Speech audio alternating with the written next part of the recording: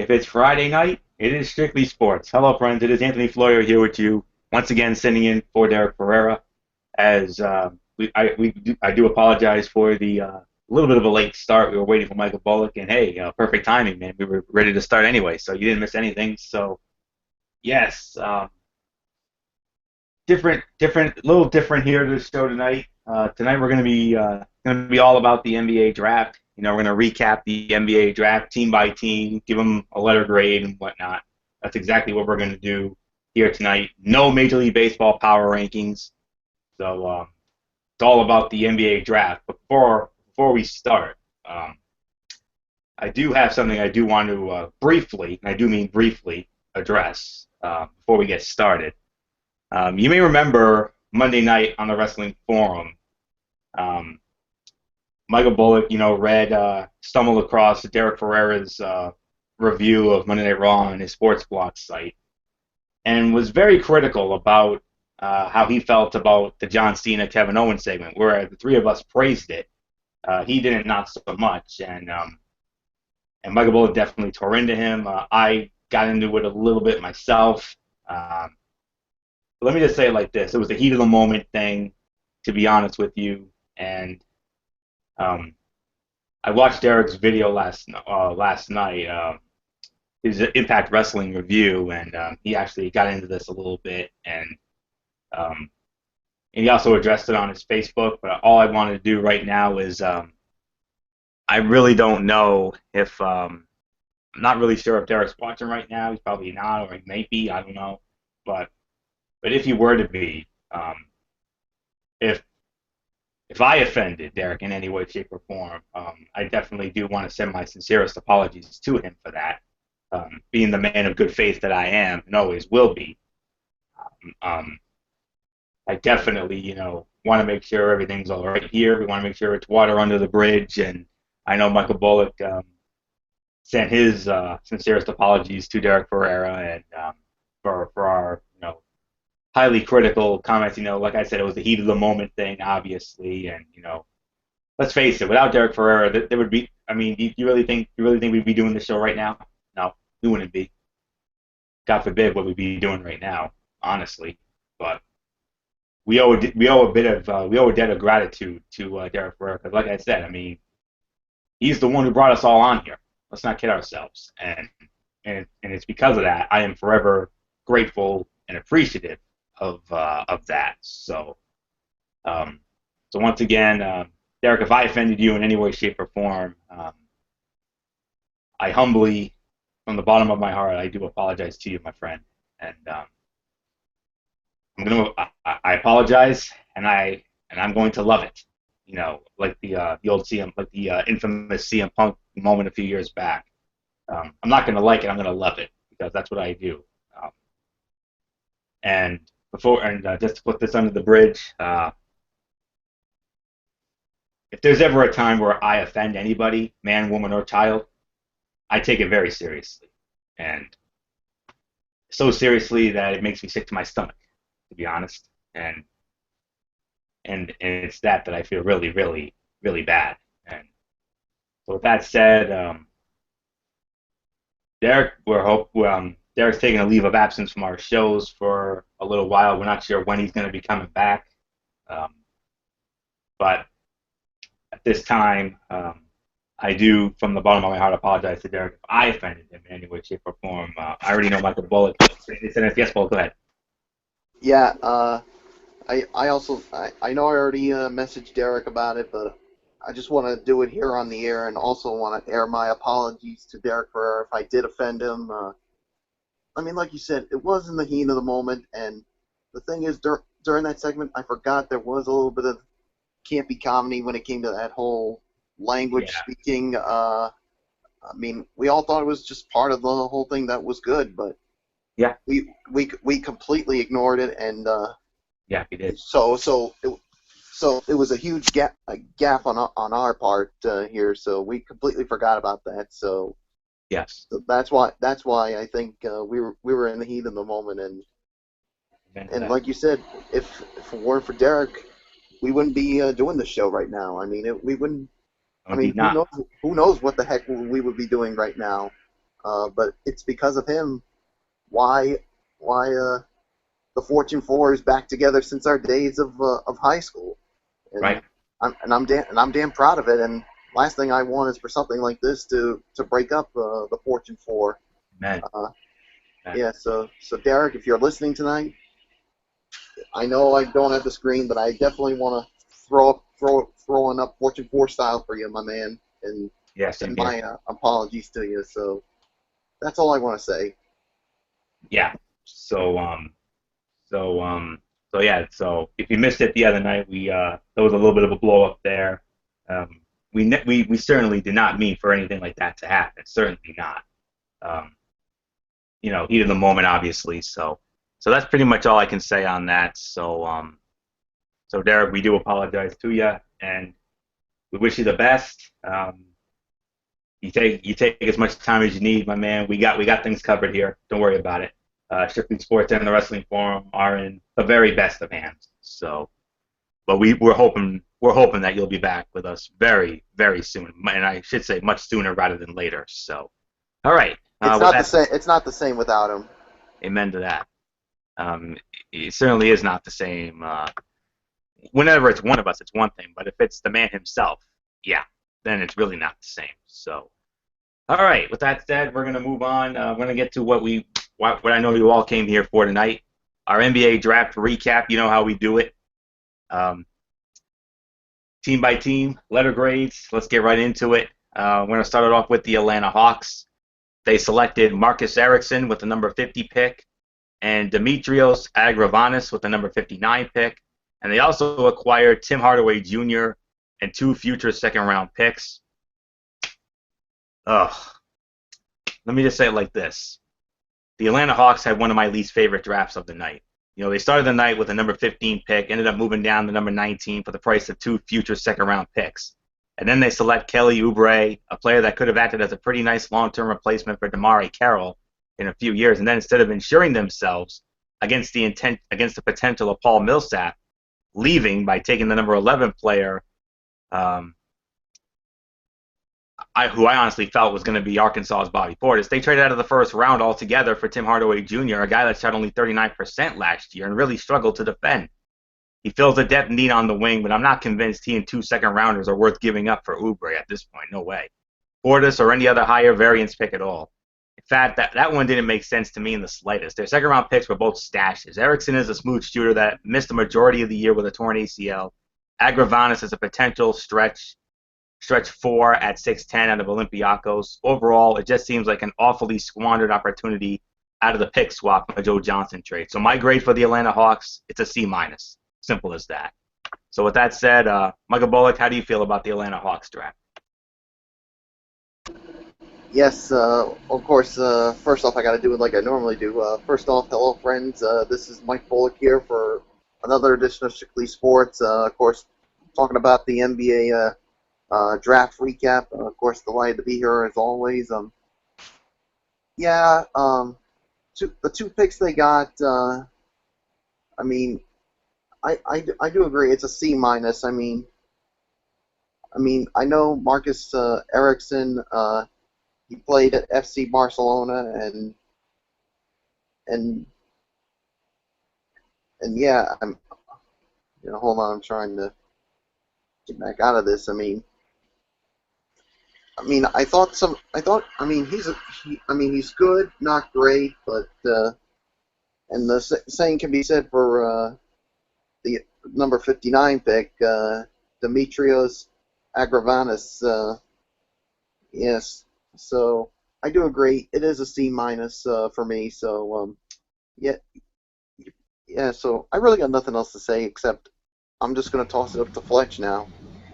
And gentlemen, you better batten down the hatches because I got some bombs that I want to drop tonight because I am not in a mood. I'm in a foul mood, and normally I wouldn't, normally I would be all, happy-go-lucky. Screw that crap. I'm pissed off. I'm firing missiles tonight. Uh-oh, the Viper's coming out. First off, when it comes to the Atlanta Hawks, you guys overscored this. This was an F in my mind. They had the worst draft in recent memory, and two reasons why. Number one, they trade their 15th pick for Tim Hardaway Jr., which is one dumb, stupid move in my mind, and I'm still dumbfounded about why they made that pick and that selection and all the way around. And then on top of that, you get two no-name European scrubs that nobody really seen from before or anything like that. I'm sorry. I'm sorry, gentlemen. I can't defend that one iota or another. And for me, the grade is as thus. I give this an F. An F for a major failure, a major malfunction in the junction, whatever the hell you want to talk about. This was an absolute disgrace of an NBA draft for the Atlanta Hawks, who was, oh, by the way, the number one team in the Eastern Conference last year. And this is how you repay your fan base by giving basically two European players that's probably not going to play this year or for the next couple of years. What is this? Trying to save money in anything of all else? I don't know what this was. This was stupidity. This was idiocy. This was Ren and Stimpy levels in my mind. And I'm not going to stand for it. I'm not going to sit here today to talk about it. And trust me, they're not just the only team that's going to get this little level of anger coming out of yours truly. Watch out, boys. The Cerebral Viper from the Wrestling Forum is going to invade Strictly Sports tonight. Florio, it's yours. Holy moly. We're in big trouble here. We're in big trouble. Oh, man. Fletcher, tell us how you really feel, man. Woo. There go the ratings. Oh, there go the ratings. So, oh, man. All right. And you know what? In an effort to save some time, I'm just gonna tell everybody who each team selected, and then you guys can give your thoughts on it. So, next up, Michael Bullock, it's your turn, my brother. And what a way for you to lead off. You're gonna be talking about your team, the Boston Celtics. But before we do that, I'm just gonna let everybody know who they selected with their picks. 4 picks. They selected Terry Rozier at number 16, R.J. Hunter at number 28, Jordan Mickey at number 33, and Marcus Thornton at number 45. So there's nothing left to say here except Michael Bullock, our diehard, lifelong Boston Celtics fan and insider. Have at it, my man. How do you feel your team did in this draft? Well, here's the thing when it comes to this. The one thing I did not like about this draft for the Celtics is they drafted too many guards. I mean, yes, you did get a forward in this draft, and hold on, let me find them. In Jordan Mickey, which I like here, of course, because he led the nation in block shots. But the thing is, I wanted to see them get some more get at least one or more big guys in the draft. I can understand they want to try to get some more.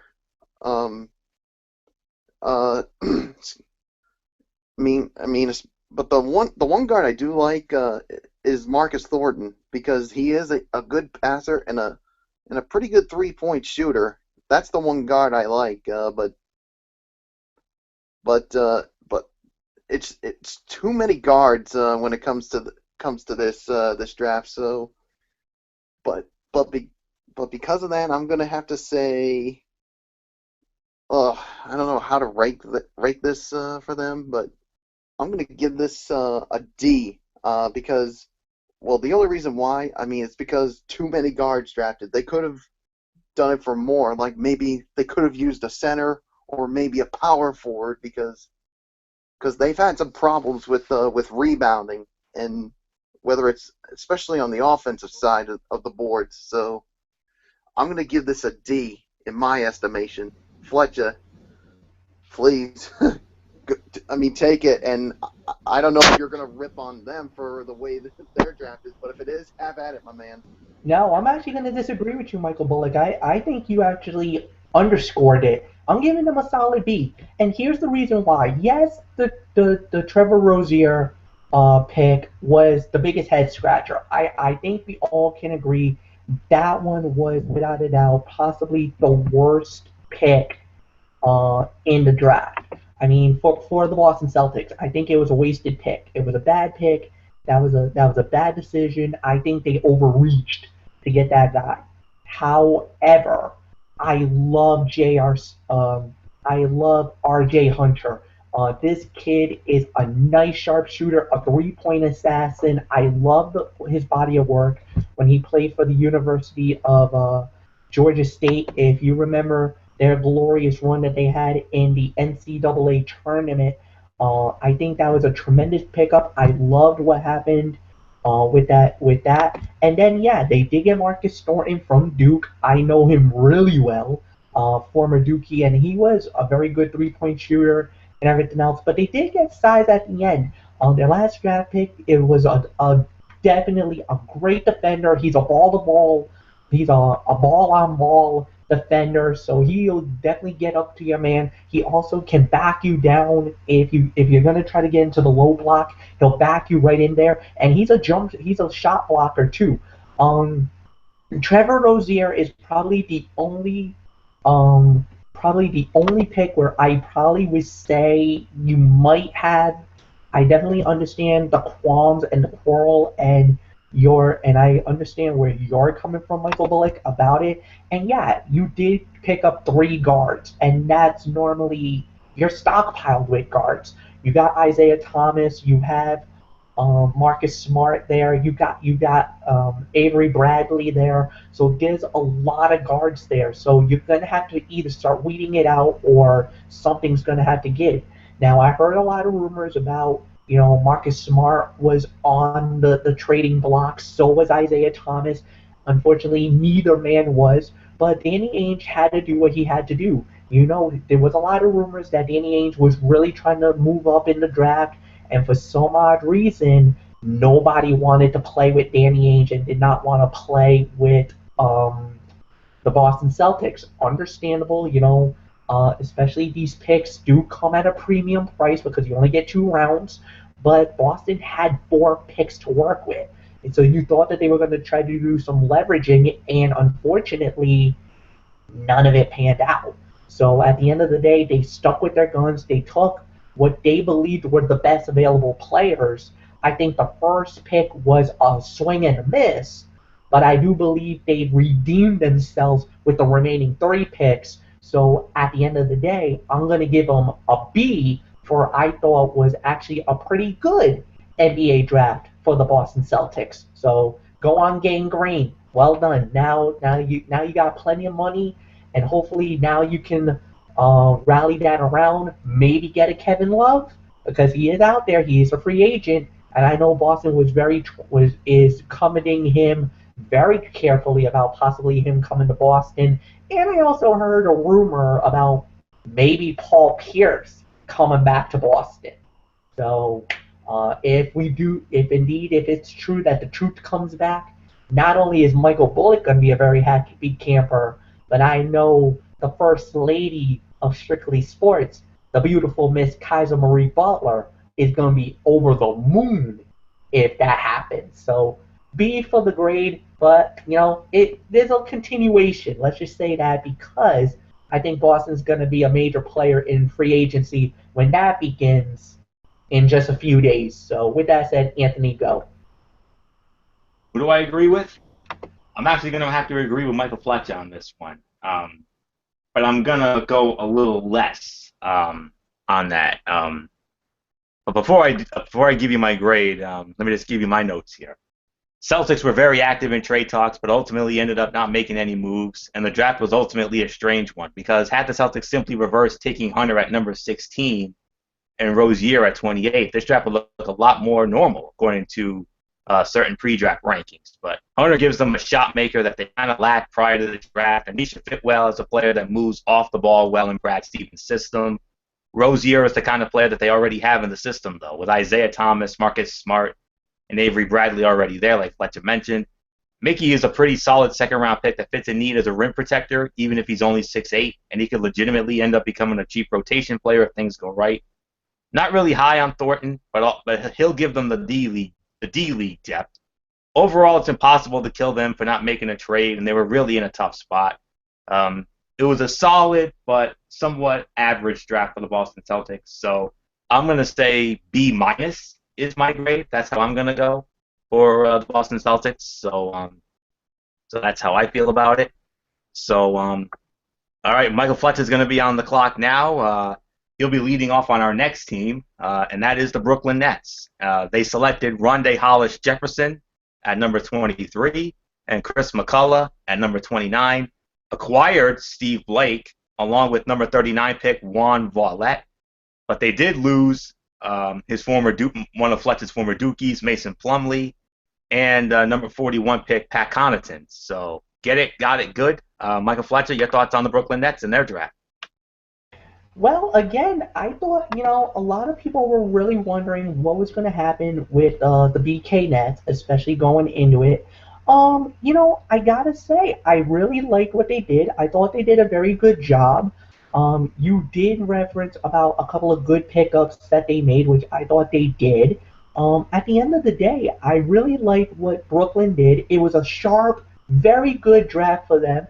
They did get some of the needs. They needed rebounding, but they also needed some good shooters and everything else because remember, they got a very tight budget because they inexplicably, and I didn't realize this, but Joe Johnson and Darren Williams, the two major stars of the Brooklyn Nets, actually corners almost a third of the salary cap of the Brooklyn Nets' roster.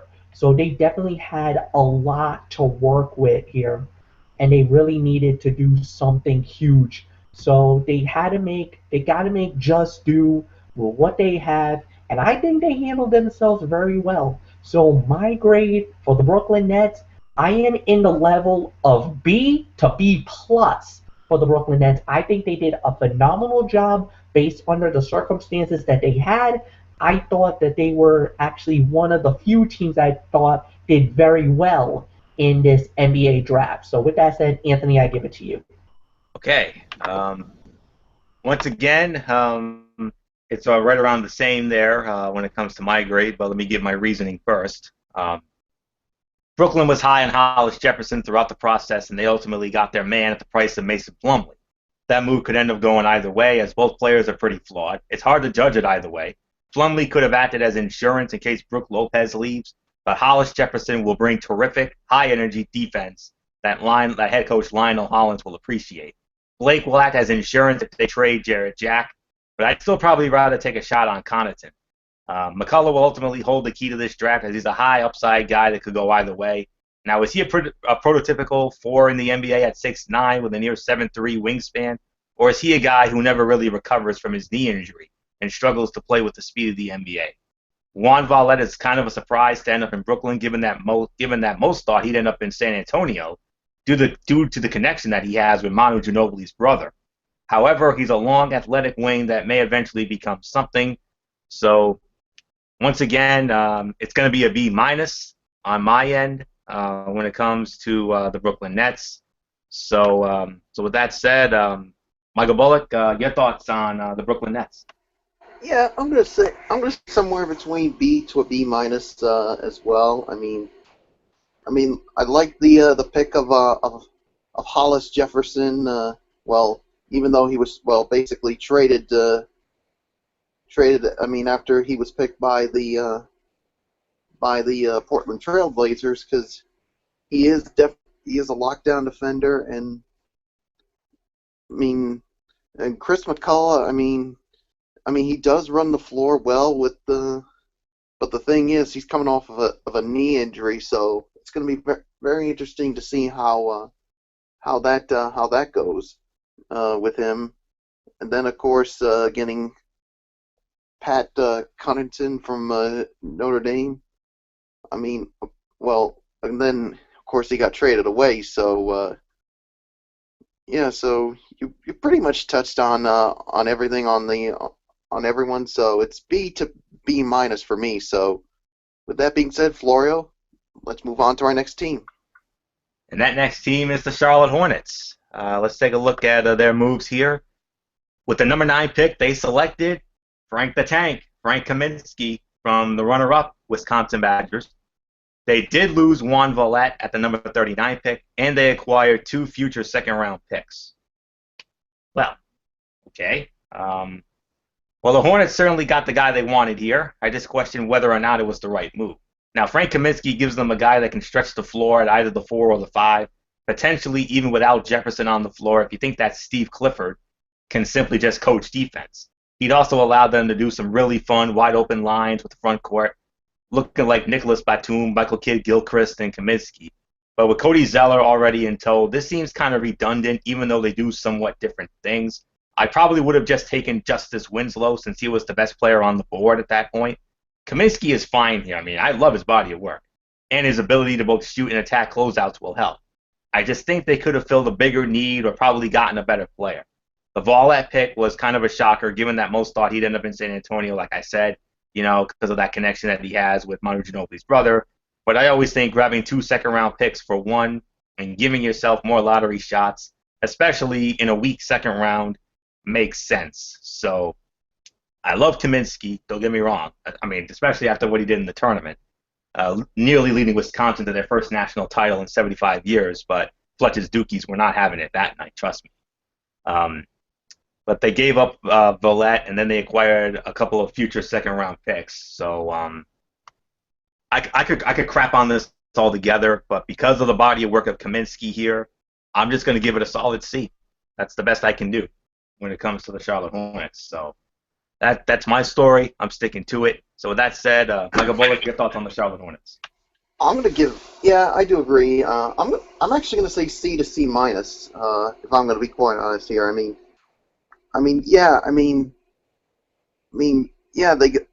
got Frank Kaminsky, and the thing is, he's an excellent passer of course, he's a very good 3-point shooter, and who knows, maybe he could help out the Hornets. I mean, some people thought he would have gone maybe just a little later, but hey, they got him. Now the only question is, can he do it in the NBA?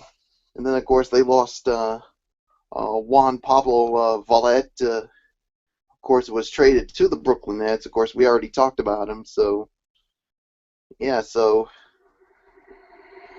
and then of course what you also talked about when with some of the other things they did. So I know, like I said, I do agree. It could be. I would have cracked all over them, but because of the Kaminsky pick, I'm going to be generous and give him a C to C minus. So there's really nothing else for me to say except I'm just going to move on to Mike Fletcher for his thoughts on the Hornets picks and the grade. So Fletcher, I give it to you. All right, I'm going to say it like this. When it came to Frank Kaminsky and the selection and whatnot, the one thing I was thinking in the back of my mind, reach. It was an overreach. I'm sorry. I don't believe Frank Kaminsky is going to be the answer. And don't get me wrong, he was National Player of the Year. He was an amazing talent in Wisconsin, no doubt about it. I'm not going to knock him for that. But I would have gone with Justice Winslow. I thought he was a better guy, a better situational player, and best available on the board. I think for them to go and try to go with this pick, I don't know. I don't really believe that this is a great pick for Charlotte, but at the end of the day, they made the decision. They have to, they're going to live by it. They're going to die by it. We'll wait and see what happens. But, you really want to try to really help yourself because remember, you guys were 33 and 49 at the end of last season. So, you definitely need, the help. The low post presence is always good, but I think at the end of the day, I would have gone with maybe somebody better than Kaminsky. I don't know if there was somebody better at that point, or to try to trade up or trade down. I don't know how what Michael Jordan would have done in this situation, but he thought that this was the best guy to get. Even though I know the pundits may disagree with that, with what Jordan did. So at first, I was going to give it maybe a D. That was my initial thoughts. But after hearing what Anthony and Michael Bullock said, I gotta agree with you guys. So I'll give it no lower than a C minus. But I definitely think that Charlotte missed the boat here and kind of might have shot themselves in the foot at the end of the day. So with that said, let's just move on. And Anthony, the Bulls Corner makes an invasion on Strictly Sports. The Bulls Corner is back indeed. The Chicago Bulls are the next team up in our NBA Draft Recap edition of Strictly Sports. Well, they only made one move, one selection, and that was with the number 22nd pick they drafted, Bobby Portis, out of the University of Arkansas, state of Sorrel. Hey, girl. All right. No doubt about that one. So Fletch and I will give our thoughts in a moment, but we're going to start it off with our outsider here. So, Michael Bullock, what do you think of the Chicago Bulls getting Bobby Portis in the draft? Well, let's just say I do join the Bulls Corner once in a while when of course when my Celtics are not in the playoffs or they are in and get eliminated. So I'm sort of like a guest in the Bulls Corner. So yeah, as far as this pick goes, Bobby Portis, he's a skilled big man that'll bring some offensive punch to the Chicago Bulls, and this is here's some of his the stats on him. He's got a 7'2" wingspan. He's a good three-point shooter. He knows how to score in the post. A good free throw shooter. A solid shot blocker, and can facilitate offense as a high post passer. His two weaknesses: he came a long way strength-wise, but he still needs to get bigger and stronger. And the other one sometimes was a perimeter drifter. I think this is what it says. And according to some of the mock drafts, they had him going somewhere in the mid to late teens in the first round. So and of course he was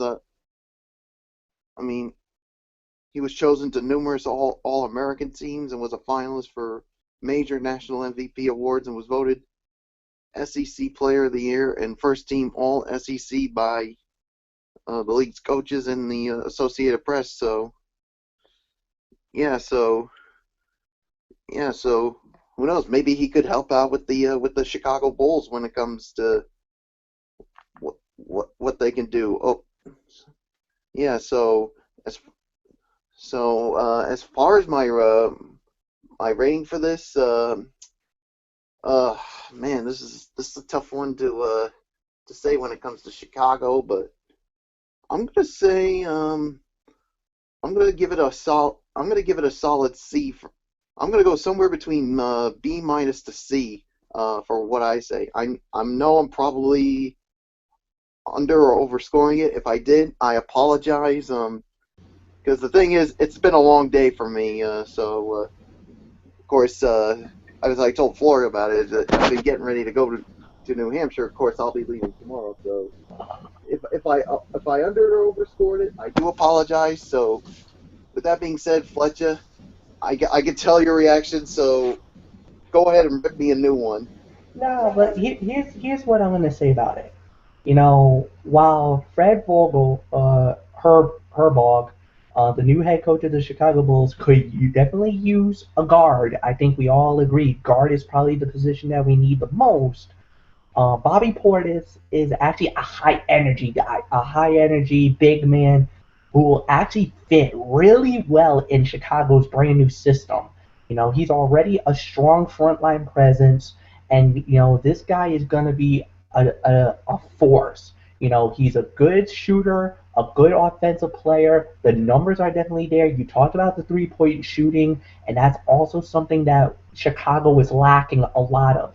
big man scoring, getting down low, putting the ball in the bucket. Because the problem was with Chicago was that there was a few times where Chicago got into dry spells. They couldn't hit the basket a lot, and it was very evident, especially against Cleveland in the NBA second round.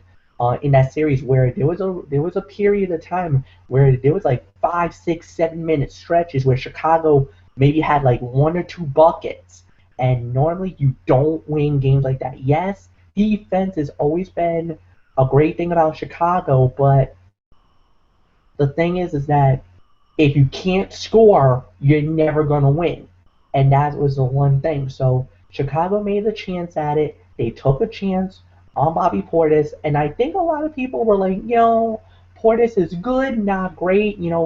There was Tyrus Jones was actually out there. He could have been scooped up, and that would have been a better fit for Chicago because he would have fitted that perfect guard scorer that maybe they needed. But I think this was a perfect pick for Chicago. If this was your lone pick, you needed this to be a home run. Well, it's not a home run, but I could say this is my equivalent of like a ground rule double. I'll give you that. So ground rule double, it's a B plus for me for Bobby Portis going to the Chicago Bulls, and as a member of the Bulls corner and a diehard Chicago Bull fan, and when I mean diehard, I mean diehard Chicago Bull fan. Bobby Portis, I like to extend my arms out to you and say, welcome to Chicago. I hope you have a great time. And please don't be a noggin diva like you were a couple of years ago when you put that tweet out about bleep the Bulls. Miami's going to win the series. You didn't win any favors with Chicago, but like you said, it was 4 years ago. You were young. You were stupid. We're going to give you a pass on this one time. Don't let that happen again, son. Welcome to the NBA. Florio, it's yours. Yeah, I love this pick, guys. I really do. I mean, Arkansas guy. I mean, when it comes to Arkansas, you know who that means. Dana Sorrell. I mean, you know how much we love her here at Strictly Sports. I mean, I know she hasn't had any new content in a long, long while, but it is what it is. But I have faith that she'll be back someday. But getting into this, when it comes to the Chicago Bulls, let me just say it like this: man, did things work out for the Bulls or what? They end up getting Portis, the number 11, the guy who I initially had at number 11 on my mock board, at number 22, and he couldn't be a better fit. With Fred Hoiberg coming in, the team will likely play a bit more up-tempo and want shooters to space the floor. Portis runs the floor hard, as he showed in the fast Arkansas system, can knock down mid-range and perimeter jumpers, and will always work his tail off defensively. He also feels a bit of a need to get younger in the front court, as Joakim Noah and Pau Gasol are starting to get quite a bit of miles on the tires, and Taj Gibson is older than most think he is after coming into the NBA at 24. Only Nikola Mirotic is a real long-term piece there potentially, so Portis helps a lot. This is a slam dunk for me. I'm going to give it an A-. I really love this move, guys. So that's it for that. Next up, the Eastern Conference champion Cleveland Cavaliers. Here's who they selected. They selected Cedi Osman at number 31, Rakeem Christmas out of Syracuse at number 36, and Sir Dominic Pointer at number 53 out of St. John's. They did lose the number 24 pick, who ended up being Tyus Jones from the national champion Duke Blue Devils. So those are all the moves. Michael Fletcher, I know we hate this team with a passion, especially after they knocked us out in the second round in this past playoff, but your thoughts on the Eastern Conference champs and their moves? The Cavs have needs evident in the NBA Finals, but they didn't seem to get the right guys to help right away with their picks. Now, Cedi Osman at 31 might not come over right away because he plays in Turkey, and then Rakeem Christmas and Sir Dominic Pointer are talented yet unspectacular bigs, which will definitely be evident. And plus, on top of that, you got a lot of rumors going around about, is Kevin Love staying? Is Kevin Love going? It looks like he's gone. And it looks like now, according to a few reports, LeBron James is now in a wait and see process. But I think Cavalier fans, you just have to relax. I don't think LeBron's going anywhere. He's not gonna rip your hearts out again like he did a few years ago. So at the end of the day, he just wants to see who Cleveland's gonna bring onto his roster for the upcoming year, and that's basically LeBron's move. Now, as far as Kevin Love goes, I think he's gone. I don't think he's coming back. And they did pick up the player option on Timothy Mozgov, which I think is a great move. That does eat up at least $8 million off the salary cap, and I think that's gonna hurt them in the long run because remember they're gonna be looking for big names, especially in the free agency class. I don't think they really did any favors in this NBA draft. For me, I can only give it a C. Anthony, it's yours. I'm going to meet you halfway there, Fletch. I'll give you my grade in a moment, but here are the notes I have on the Cleveland Cavaliers. The Cavs ended up deciding to trade their number 24 overall pick to the Timberwolves for numbers 31 and 36, and I get why that happened. The Cavs will save a bit of money here by not having to pay a first-round pick a guaranteed $1 million contract and getting 2 second-rounders that could join the team next season at the minimum. However, I think they probably would have been better off with Jones on the roster. Even though I love Osman and Christmas, Jones is a steady playmaker that could have stepped into free agent to be Matthew Dellavedova's shoes next year and brought something different and possibly better down the road. Having said that, I like the two guys here. Osman will be stashed for a couple of years, and the earliest he'll be there is 2017 due to his contract. He's a developable player, I should say, though that legitimately might make it over and one of the better stashes in this draft. Christmas fills a need in the front court as a backup and probably will make the Cavs roster next season if they can get rid of Brendan Haywood's contract. Pointer, I'm less convinced makes the roster, but he'll be good fodder for Canton while he learns to play a perimeter position in the NBA. All in all, a decent draft, but one that could have been near an A grade if Tyus Jones was in the wine and gold next year. So initially, I was going to give it an A because of the Tyus Jones, but since they let it go, I'm going to agree to disagree with Michael Fletcher. Fletch gave it a solid C. I'm going to go just a little bit higher. I'm going to give it a B minus for my taste. So those are my thoughts on the Eastern Conference champs. So Michael Bullock, what are your thoughts on your Eastern Conference champion Cleveland Cavaliers?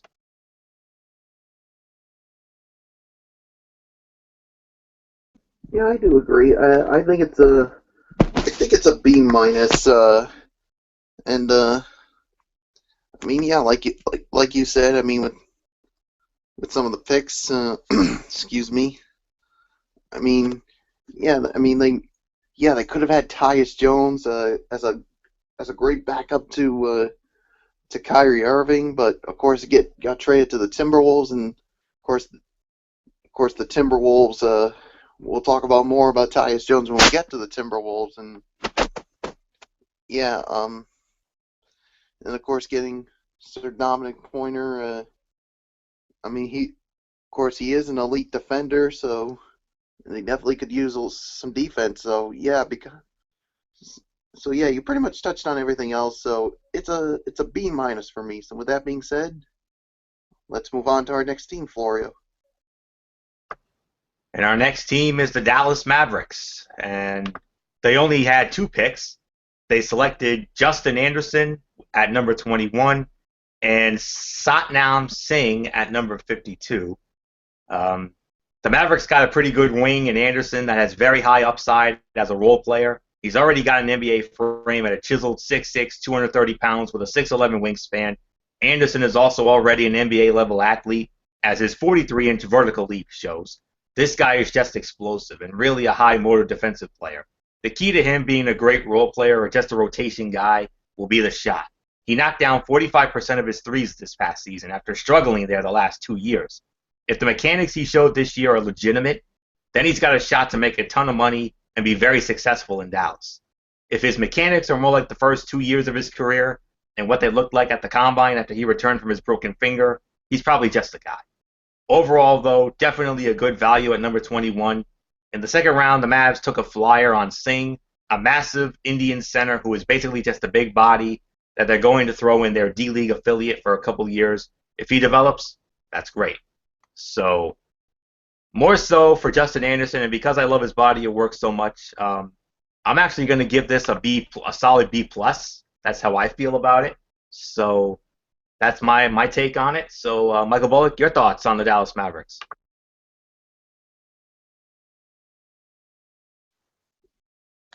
Yeah, I do agree. I think, yeah, it's definitely a B plus. I mean, yeah, yeah. When it comes to, like you said, Justin Anderson, I mean, his strengths are, of course, his pro body, his intelligence, his length, vers, vers, versatility, an improved three-point shooter, and he's got a good mid-range game and he can power to the rim.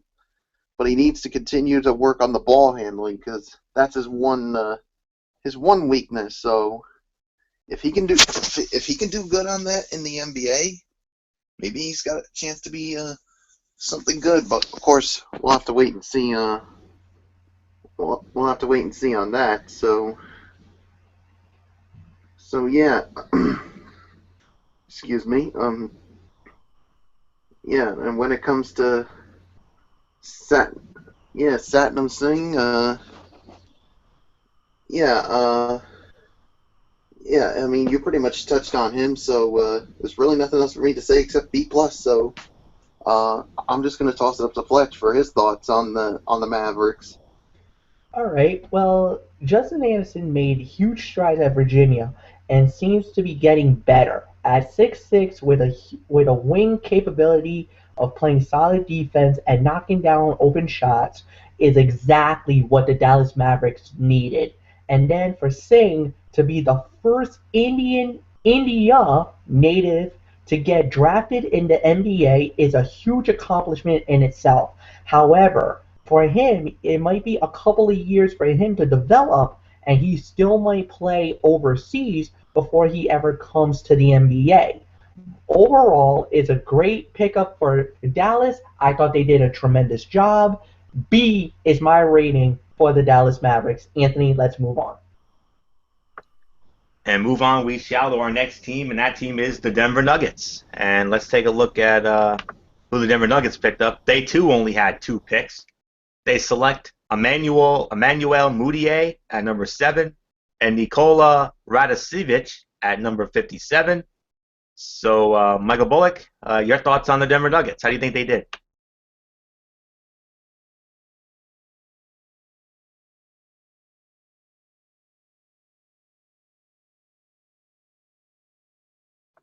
Michael Bullock, your thoughts on the Denver Nuggets? Oh, forgot to unmute my mic. Sorry about that, guys. Yeah. As I was saying when it comes to Emmanuel Mudiay, his strengths are his size, his athleticism, and he scores in multiple ways. Well, for his size, big for position, a plus 3.5 wingspan, and absorbs contact well. Athleticism, elite first step, owns the transition game, scores in multiple ways with the shooting, slashing, shows promising post game. Motor brings it on both sides of the floor and loves to attack the board. Team first, stuck it out with the team even as he was kept on the inactive list. Waited for his chance and came out on fire in the playoffs. His weaknesses: his three-point and free throw shooting, shot mechanics weak, numbers aren't good. Position team needs to make better choices with the ball. Too many turnovers and missed shots. And of course, his ankle injury was supposed to end his season. Although he ended up coming back, could it reoccur? So yeah. So when it comes to we'll have to wait and see how that goes with him, especially with that ankle injury. So excuse me. And then of course, when it comes to the next pick, Darren Hilliard. Of course, he was the first team All Big East in 2015. Was a second team All American. Sporting News and led Villanova in scoring 14.3 points per game. guard will bring size to the Pistons. So yeah, so I don't know what to give for a draft when it comes. I mean, for a grade, I should say. So yeah, so I'm gonna say probably I'm gonna go C to maybe C minus. So yeah, that's pretty much all I can say for the Pistons. So, Fletcher, your thoughts on the team from Motown? Wait a minute, Anthony. Pistons? I thought we were doing the Nuggets.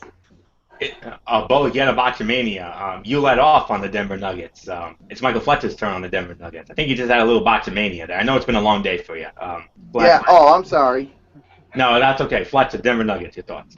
Yeah, I was about to say. I was like, wait a minute. I was like, wait a minute. What? Why are you going into the Detroit Pistons? I was like, we haven't even. I don't even think we went into the Nuggets yet. So no, it's okay, Bullock. I mean, I forgive you for that one. I think the fans are going to be head scratching, saying, "What is Michael Bullock doing right now?" So Long day for me. I know. It's okay. It's okay. But I will say this: Emmanuel Mudiay is an absolute steal in this draft. I think what Denver did was very crafty, a very great player. I mean, this guy could be a possible all-star, in my opinion. I think what they did was a definitely a perfected move. He's a great two guard that is definitely going to be a very crafty and shifty and amazing type player. And I'll even say this: Emmanuel Mudiay is getting a lot of comparisons of Dwayne Wade. That's some really good comparisons to be lived up by. And then, of course, they got the Serbian Nikola Radovic. If I pronounced that right, yay for me. If I didn't, I apologize. At 57, which I thought was another solid pick as well. Two good guards to have to work on, especially on this day. So for me, I thought Denver definitely was one of the top teams in the NBA draft, and thus, as such, I give the rating of A. I thought they were one of the winners in this year's NBA draft. Anthony, it's yours. All right. Mudiay is a monster athletically that will overwhelm opponents and get into the lane when he wants, especially in an offense that figures to have solid spacing around him. Also, he'll develop defensively under new head coach Mike Malone. More than that, though, what this says about Ty Lawson is fascinating. Lawson has already said he's going to Sacramento at some point to play with his old coach George Karl, as the Nuggets seem to be sick of his issues. Mudiay would replace him perfectly, and it'll be interesting to see what kind of value the Nuggets get in return for Lawson, who can be a terrific offensive weapon. In the second round, the Nuggets took a shot on Radicevic at a 6'4 guard with solid feel in the pick and roll. He'll be a stash guy most likely. If he develops, great. If not, he went number 57, and it's no skin off their back. So I agree with Michael Fletcher to an extent. A minus. That's the grade I'm going to give it for the Denver Nuggets. So now we move on to our to the next team in the draft, and it's a team that initially Michael Bullock thought it was. And Michael Fletcher's going to start it off. The Detroit Basketball Pistons, who selected Stanley Johnson at number 8 and Darren Hilliard at number 38. So, Michael Fletcher, your thoughts on the Detroit Basketball Pistons? Very nice, Anthony. Very nice. Mason would be very proud of you with that. No, I thought they did an okay job, but again, another thing and another little strike on the Pistons that a lot of people are not going to like is that, Stanley Johnson is a nice pick, but Justice Winslow would have been a lot better. Johnson was the prime catalyst at Arizona, but showed a lot of holes in his game, especially in the NCAA tournament. Arizona was pretty good, not great, but what was really lacking on Johnson is he's an inconsistent shooter. He doesn't shoot that very well from the perimeter. He didn't shoot that great from three-point range. And that was one thing that kind of was lacking that he really needs to work on. And I hope he does work on that, especially in the summer league, and more importantly, to get into the once he starts his NBA career. Hopefully, he does get better. As far as Hill goes, he's a guard that needs to make adjustments to fit into the pro level. I don't know if he's gonna or not. He might be D League bound more than NBA bound. I'm sorry to say. So as such, I can only give this between a C minus and a D for Detroit basketball Pistons. With that said, Anthony Florio, I give it to you.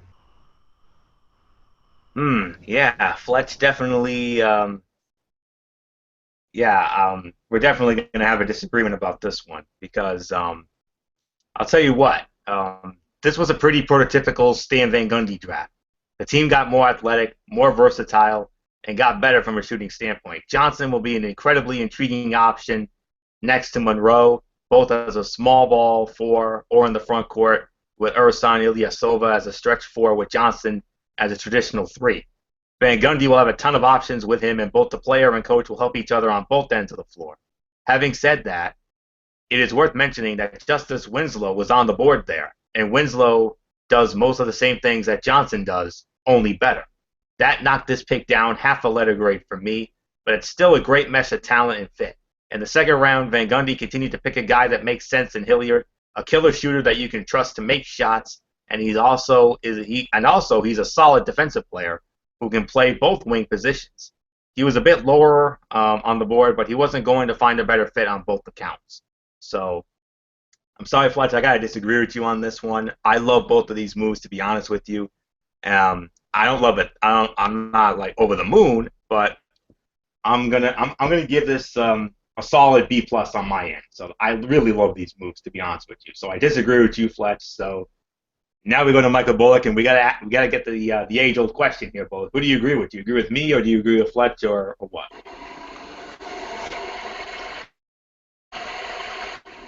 I'm gonna meet you guys halfway and say it's a C. I mean, yeah, I mean, you pretty much touched on everything on them. So there's really nothing else for me to say. So except let's move on. Let's move on to our next team. Oh, and our next team is your brand new NBA champion, Golden State Warriors. The Golden State Warriors winning their first NBA championship since all the way back in 1975, just almost a couple of weeks ago. Only one selection, number 30, and they selected Kevon Looney with that pick.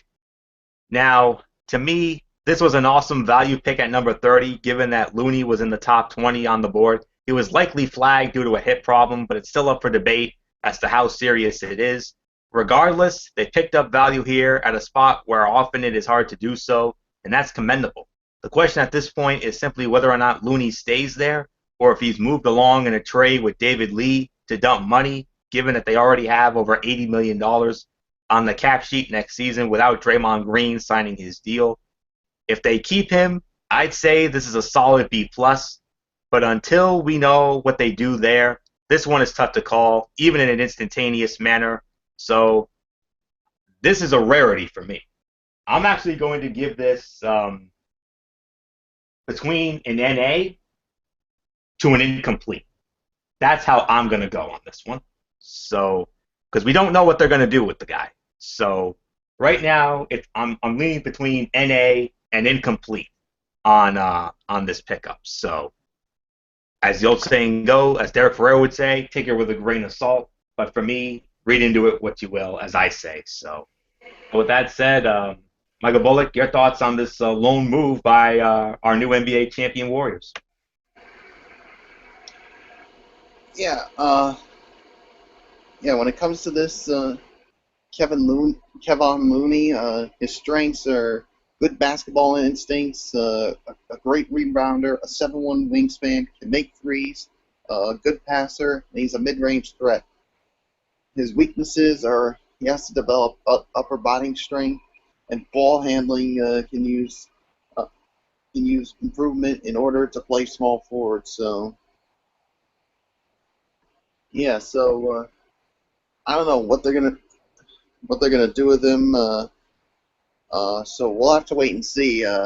But I do agree. I think I'm gonna lean more towards an NA if I'm gonna be quite honest here. So with that being said, I'm just gonna give it to Fletch for his thoughts on this lone pick for the reigning, defending NBA World Champion Golden State Warriors.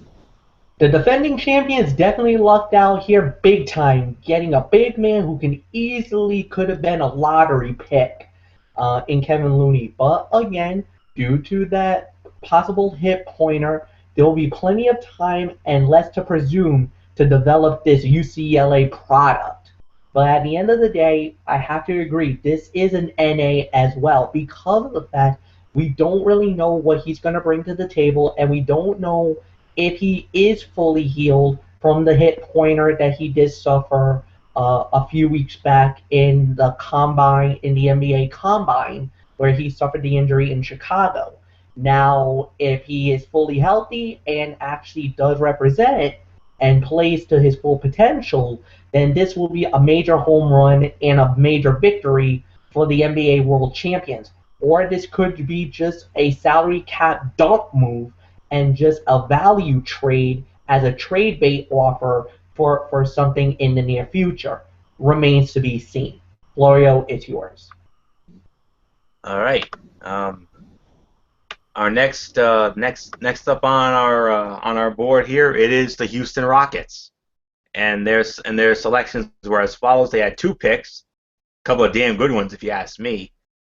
They drafted at number 18 Sam Decker out of the University of Wisconsin, and Montrezl Harrell at number 32 from Louisville. So those are the pickups for the Houston Rockets. So let me see. I lead off on him. Oh yeah, that's right, Michael Bullock. Michael Bullock, your thoughts on the Houston Rockets moves? Yeah, when it comes to Sam Decker, I'm going to give you his strengths and weaknesses. His strengths, pro body, he's a good athlete, attacks the rim. Defenders have to respect him from 3.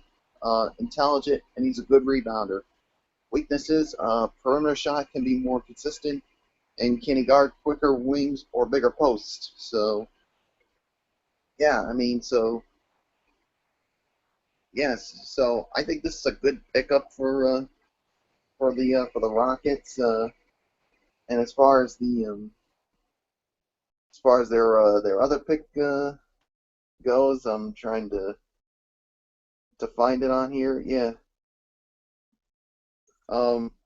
Montrezl Harrell, his strengths and weaknesses: aggressive around the rim, a powerful, prolific dunker, a 7'3" wingspan, good offensive rebounder, quick jumper, good weak side shot blocker, and improving mid-range jump shooter.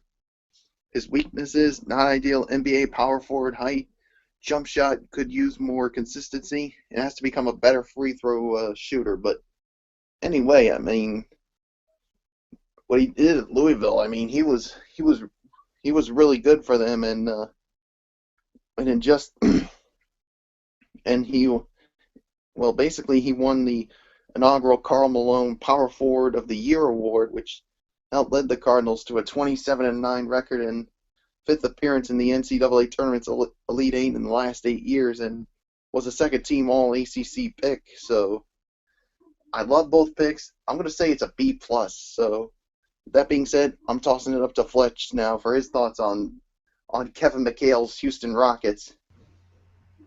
I definitely have to agree with Michael Bullock. I thought the Houston Rockets did a phenomenal job with their NBA draft. Sam Decker slipped in some analyst calculations, and he's got playmaking ability. He definitely showed that and shined in the last 2 Final Fours to give the Rockets a much-needed weapon and an extra weapon in their already heavy set arsenal. And then as far as Hazel goes, he is a motor that will get to the floor sooner rather than later, and is also very explosive guy that gets to the rim. I agree with Michael Bullock for the first time tonight. B+ is my rating as well. I think they got a tremendous job, at least in my eyes, a top 10 finisher in the NBA draft in my eyes. I thought they did a tremendous job with their draft. Anthony, go. All right. This was an interesting draft for the Rockets, given that Josh Smith and Corey Brewer are pending free agents. Decker would fit as a combo 3-4 forward that can move well off the ball in Kevin McHale's system. The key for him will be developing defensively and or developing a three-point shot. The idea of Decker's perimeter length and skill set is great right now, but the pieces don't come together on the floor quite often enough. Get more consistent play out of him and he's a piece. Where this draft becomes not just salvageable but downright good is in the second round. Harrell was the number 24 player initially on my board, and he's a guy that you can just send out there and have him play. He has a huge wingspan. He cares a lot. He'll provide energy and physicality and will always work his tail off. Motor guys who can defend, rebound, and finish have a place in rotations in this league. Where he'll differentiate himself is with the shot. If he can iron that out, he'll be even more than that. So I'm going to beat you guys halfway. Solid B. That is my grade for the Houston Rockets. So with that said, we're going to move on now to our next team, and that team is the Indiana Pacers. 2 picks. They selected Miles Turner at number 11 and Joseph Young at number 42. So, Michael Fletcher, once again, you get to lead off on another one of our Central Division rivals, the Indiana Pacers. Your thoughts on them?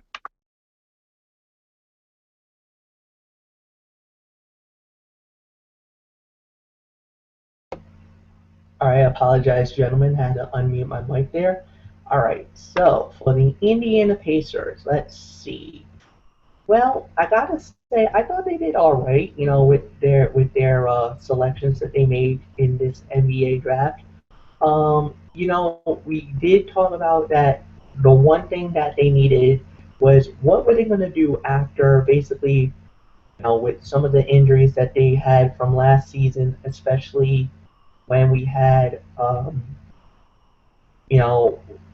Paul George went down with that big injury, and a lot of people were really fearing the worst with them. And now that they had to basically, almost in a sense, had to literally rebuild, and basically has to look better than upcoming other teams out there. And with everything that Indiana had to do, they definitely needed, offensive guys. They needed some big helpers and everything else. And well, when you get Miles Turner, the one knock on him is that he isn't a finished product, but has the tools, and he's a very versatile player, so he makes him a very good pick.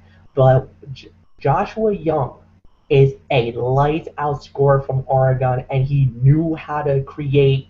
Basically, he is a very undersized guard, but he definitely has a great boost, a great motor. He can hit from anywhere, perimeter shot, three-point shooting, very good free throw shooter as well. And for me, I think that's going to be 2 very good, solid picks. B to B minus is my rating for the Indiana Pacers. Anthony, I give it to you. All right. Now, when it comes to the Indiana Pacers, here are my thoughts. Turner in the first round is a pretty good pick, especially given what they want to do with their team. Apparently, the Pacers want to get up and down and run the floor while also keeping their defensive identity. Turner does that, and also will help them space the floor on offense and block shots on defense. The key for him will be to continue to work on his glute strength to improve his running gait and continue to work on his feel for the game on offense. A very solid pick there for me. That is worth the risks, as I mentioned above. In the next round, the Pacers took Young, who profiles as a bench scorer. If he can get things to work out, it can start playing better defense, but he can play next to George Hill. He can really shoot the basketball to space the floor, and he's a strong pick-and-roll player. I love the fit. Overall, a solid double in this draft. I'm going to give it a solid B. That's my grade for the Indiana Pacers. So, Michael Bullock, your thoughts on the Indiana Pacers? Yeah, I agree. I say this is a solid B as well. I mean, like you said, when it comes to, Joseph Young, he's a big time scorer, but he lacks size for an NBA 2 guard. So, and the thing is, here's some of his strengths and weaknesses: big time scorer, blow by ability, good jump shooter with range, excellent free throw shooter, good passer, rebounds well for his size and position.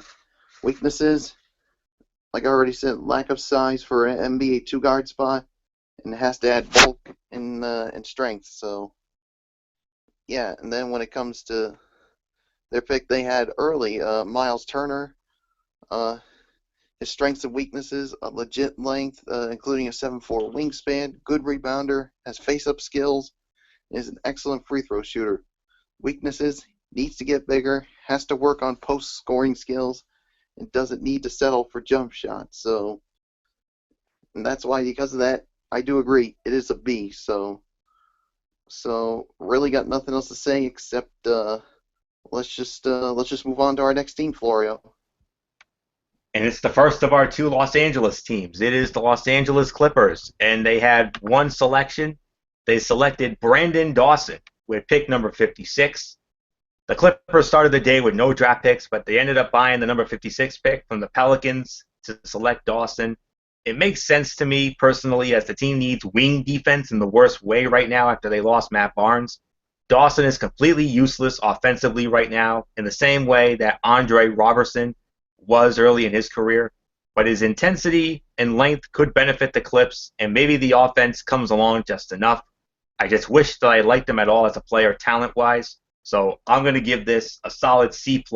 That's how I feel about this pick. So there's really nothing left for me to say here. Michael Bullock, your thoughts on this lone pick for the Los Angeles Clippers? Yeah, I agree. It is a solid C+. Yeah, like you said, when it comes to Dawson, I mean, his strengths and weaknesses: an NBA level athlete. Well, his strengths, like I said, an NBA level athlete, an NBA level body, good rebounder, rugged defender who can guard more than one position, and is strong and physical. His weaknesses: inconsistency. Does he have a true position? Three-pointer not an option, and a poor free throw shooter. So, yeah. So, like you said, because of with all that, I gotta give it a C+. So that's pretty much all I can say. So, Fletcher, your thoughts on the Clippers' lone pick? I had to give it an NA because of the fact that I just don't know what to expect with this. Normally, second round picks are not guaranteed, especially in the NBA, and they kind of basically was in a desperate move, so they jumped into the draft, knowing that they didn't have no picks whatsoever going in. So they kind of took a flyer on this one, hoping that it's gonna pan out. I don't know if he is or not. Basically, it could be a salary move more than anything else, a bargaining chip at the end of the day. So I don't think this kid is gonna see much NBA action. Like I said, I think it was just a flyer for something down the line. I'm not convinced with this pick at all. Unfortunately for me, I'm not sold on it completely. NA is my rating for the second time tonight. Anthony, go. We move from the Clippers to our other Los Angeles team, the Los Angeles Lakers, and they selected with the number 2 pick D'Angelo Russell out of The Ohio State University, Larry Nance Jr. at number 27, and Anthony Brown at number 34. So I believe Michael Bullock leads off on this one, correct? You are correct. Yes. Yes, it's Bullock. All right, Michael Bullock, Los Angeles Lakers. Your thoughts? I love the pick of D'Angelo Russell. Of course, the number 2 pick overall. His strengths and weaknesses. His strengths first: great size for a point guard, an excellent passer, a good three-point shooter, makes free throws, great rebounder for his position, emerging as a ball-hawking defender. His weaknesses: needs to tighten up decision making, has to get bigger and stronger, and not an explosive athlete at NBA level. So, yeah. And then when it comes to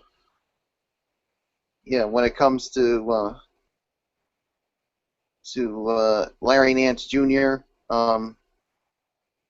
his strengths and weaknesses: strengths: crafty low post scorer, good passer, great teammate, solid rebounder, and improving mid-range and three-point game. His weaknesses: could be undersized for the next level, and has to continue refining and relying upon his jump shot, and of course he is coming off of a torn ACL, as it says here as well. So and Crohn's disease as well. So we'll have to wait and see how he does there. And Anthony Brown, when it comes to the strengths and weaknesses to him, his strengths: great three-point shooter, can get to the rim and get fouled, good free throw shooter, excellent rebounder for his position, good passer. His weaknesses: has to add bulk and strength, and some teams might fear his age limits.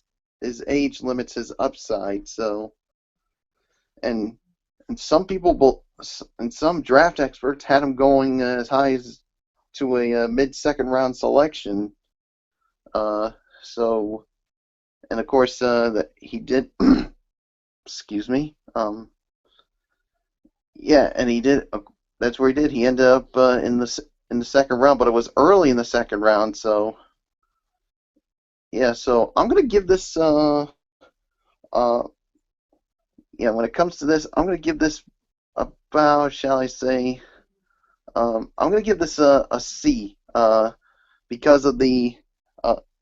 Yeah, B minus to a C is what I'm gonna give it because of the D'Angelo Russell pick. I mean, because obviously they need they needed a really good point guard, and so yeah, that's really nothing else for me to say except I'm gonna give it to Fletch for his thoughts on the other team from LA. Clearly, the better team was the LA Lakers on this night. They definitely did a tremendous job solidifying themselves at all. But the thing is, Michael Bullock, you are absolutely wrong. You way missed the mark on this. You know, in a point guard driven league, there's players like D'Angelo Russell that doesn't come along very often. His maturity, his confidence, and his skill set at the guard position will quickly make him one of the top 10 point guards in the NBA. And as a matter of fact, I think he could be a leading candidate for Rookie of the Year this upcoming year.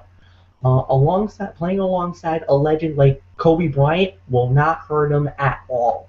And plus, on top of that, Larry Nance Jr. and Anthony Brown were also smart picks and nice compliments that they're going to have in a rebuilding effort. I disagree with you, Michael Bullock. This was an A to an A minus for me for the Los Angeles Lakers. Anthony, go. Michael Fletcher, you are 100% correct, sir. I 100% agree with you. It is definitely an A minus on my end. Here's the reasoning from my end. Now, here's the thing. Honestly, I would have taken Jahlil Okafor, but it's impossible to get mad about ending up with D'Angelo Russell, isn't it? You get a lead guard who, I can't pronounce this word. I'll just say it like this: he's a gifted offensive player, both on and off the ball. He's compared himself favorably to Stephen Curry in that regard, and while that may seem lofty, at least before he's played a single NBA game. That's the kind potential many people think Russell has. You also hope that some of Kobe's good traits rub off on him in this season, that they're together, and then you make him your franchise centerpiece in a league that is becoming increasingly guard-driven. This was a great pick for the Lakers, and they really couldn't have gone wrong either way. Now the question is simply whether or not they keep Russell or trade him to Sacramento for DeMarcus Cousins. On the other end of the first round, they ended up reaching for Larry Nance Jr. at number 27. I don't hate the package of skills by any means. He's a 6'9" forward who can jump out of the gym, defend some, and has potential as a stretch four type with his jumper. I just would have liked him a lot more as a project 20 picks later. Finally, the team ended up with Anthony Brown. The smooth shooting wing out of Stanford with a great frame. He should be on this team next season rather easily, and might even end up playing a role given how little depth they could have depending on free agency. He has the range. It's just about learning the speed of the game for him. Overall, a draft that could be franchise-altering because of the Russell pick, plus they got a couple of other guys who might work out really well. I 100% agree with Michael Fletcher's grade. It's an A- for me. That's how I feel about it. So, with that said, we're gonna move on. We're gonna move on to our next team, and our next team is the Memphis Grizzlies, and they select Jarrell Martin at number 25. They acquire Andrew Harrison, one of the Harrison twins out of Kentucky, at number 44. and a departure, they lose John Lure.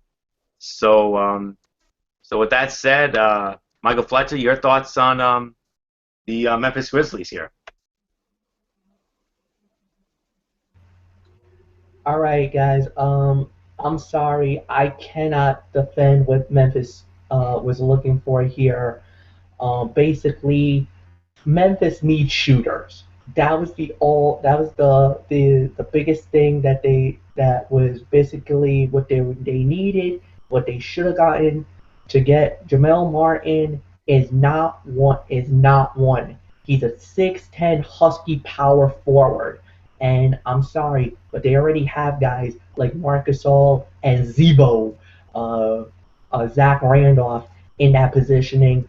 They basically totally missed the mark. It was a bad selection in my eyes, and for me, Memphis is gonna get one of those eyebrow raises type moments for me, and I might even Pearl Harbor them with this one. To me, this was a C minus to a D, in my opinion. With that said, Anthony, it's yours. Once again, I agree with Michael Fletcher. It's a C minus. That's my grade. It's a solid C minus. I'm going to go with that for my grade, and here's the reason why. This was one of my least favorite selections of the draft. Martin doesn't exactly fit a need for them, first and foremost. With Zach Randolph, Jarnell Stokes, Jeff Green, and JaMychal Green all in the system, the team really didn't need a power forward. But if you're taking a power forward there because you don't think anyone behind Randolph is the guy, why do you not go with Montrezl Harrell?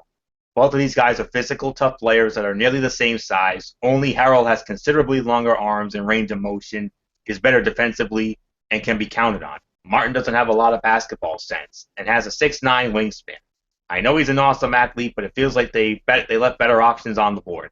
In the second round, the team traded John Lure, who became expandable, with the Martin pick for the number 44 pick, which became Andrew Harrison. I'm not as down on Harrison as a lot of people are. I think that he could end up being a decent backup point guard with some development in his decision-making. Still, though, the Martin move sours the taste in my mouth enough to where I can't really give this one a strong grade at all. So Michael Fletcher has it correct. He said it was between C minus to a D, but I'm going to give it a solid C minus only because of Andrew Harrison. That's really it, because I loved Harrison's body of work at Kentucky. So that's all there is to it. Solid C minus for the Memphis Grizzlies. Michael Bullock, your thoughts on the Memphis Grizzlies? Yeah, I do agree. It is a C minus. I mean, only because of I like the pick of Andrew Harrison, and of course everybody else was. I mean, I didn't like some of the other picks, like you just mentioned. So yeah, there's really nothing else for me to say except C minus for me. So with that being said, I'm just gonna toss it. I say we're just gonna move on to our next team, Florio.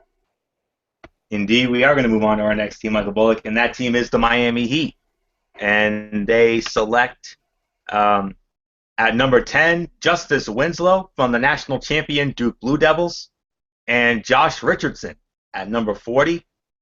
What am I going to give for a grade here? Solid A+. I absolutely love this. So here you go. The Heat did a terrific thing here. First and foremost, for my money, they got the steal of the draft in Justice Winslow at number 10. Winslow is a winner, pure and simple, and he'll help to upgrade that organization immediately, just through his sheer work level. This is a kid that has few holes in his game and will be able to go to work on just accentuating the skills he already has. But more than that, he fills needs on multiple levels. This team needed bench help badly, and Winslow will afford them the depth to no longer have to play James Ennis if Dwayne Wade and Luol Deng return. But even if those guys don't return, as they both could be free agents pending their options, Winslow now provides some pretty great insurance for them leaving. Just an awesome pickup here. In the second round, the Heat continue to build further wing depth by taking Josh Richardson, who is another guy I like. He's another player that kind of does everything well, including defend most of all, but doesn't really have an elite skill set. But he does have NBA athleticism, and he's a good ball handler, passer, and a growing shooter. Two fantastic pickups, especially getting Justice Winslow at number 10, absolute steal. And because of that, I got to give them one of my I got to consider the Miami Heat one of the big winners of this 2015 NBA draft. A plus, that's the best you can give it. No doubt about this. So with that said, Michael Bullock, your thoughts on the Miami Heat? I agree. A plus. What can you say? Justice Winslow. He basically. He fell right in their lap. Many people thought that there was no way that he could end up going to them, but it went their way, and and his strengths and weaknesses: great athlete. Well, strengths: great athlete, big time finisher, pro body, good 3-point shooter, excels at on-ball defense, and good rebounder. Weaknesses: needs to continue to stay aggressive and could improve the free throw percentage. So, but either way, this is a great steal for the Miami Heat. Excuse me. And then of course, Josh Richardson. This is another really good pick. His strengths: great defender, good athlete, learned how to play the point this season, hard worker, great teammate, and length. His weaknesses: needs to gain size and strength, working on jump shot mechanics and NBA range. So A plus for me. Fletcher, it's yours.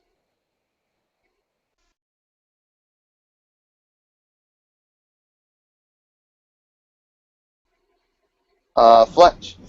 Yes, I'm sorry. I was just texting Kaiser Butler just a moment ago, guys. So I apologize for that. No, I agree with you guys. A plus, and the Miami Heat gets the gold medal for the NBA draft. I thought they won the whole darn thing last night. They are, in my opinion, if we were doing a ranking of the top 10 teams in the NBA draft, or the top teams in the NBA draft, the Miami Heat would be number one overall in my eyes. Pat Riley should be dancing, popping champagne bottles, and busting out the balloons and the party hats, because Justin Winslow is indeed, Anthony, you're right, the biggest draft steal in quite some time. The 6'6" lefty small forward defense and strong play is the reason that Mike Krzyzewski and the Duke Blue Devils got to cut down the nets and are once again the national champions of college basketball. He's easily a winner and deserves to be in the top 5 in the NBA draft this year. And I think a lot of teams are gonna be kicking themselves for that easily. Josh Richardson was also another wise pick and a tremendous pickup as well. And for me, this was without a doubt an easy decision for me to say A plus as well. And in my opinion, this gets the Cerebral Viper stamp of approval. This is an evolution victory. Throw it up Fortune 4 Styles. Woo like Ric Flair, a member of the Four Horsemen, because the Miami Heat, in my opinion, won the draft last night. Anthony, go. Woo! Amen to that, Michael Fletcher. All right. So with that said, we're going to move on to our next team, and we're going to round out the Central Division with the Milwaukee Bucks. And for the Milwaukee Bucks, they selected Rashad Vaughn at number 17. They also acquired Grievous Vasquez. Departures, they did lose Norman Powell at number 46. And the 2017 LA Clippers first round pick, Lotto protected. Okay. So with that said, Michael Bullock, your thoughts on the Milwaukee Bucks?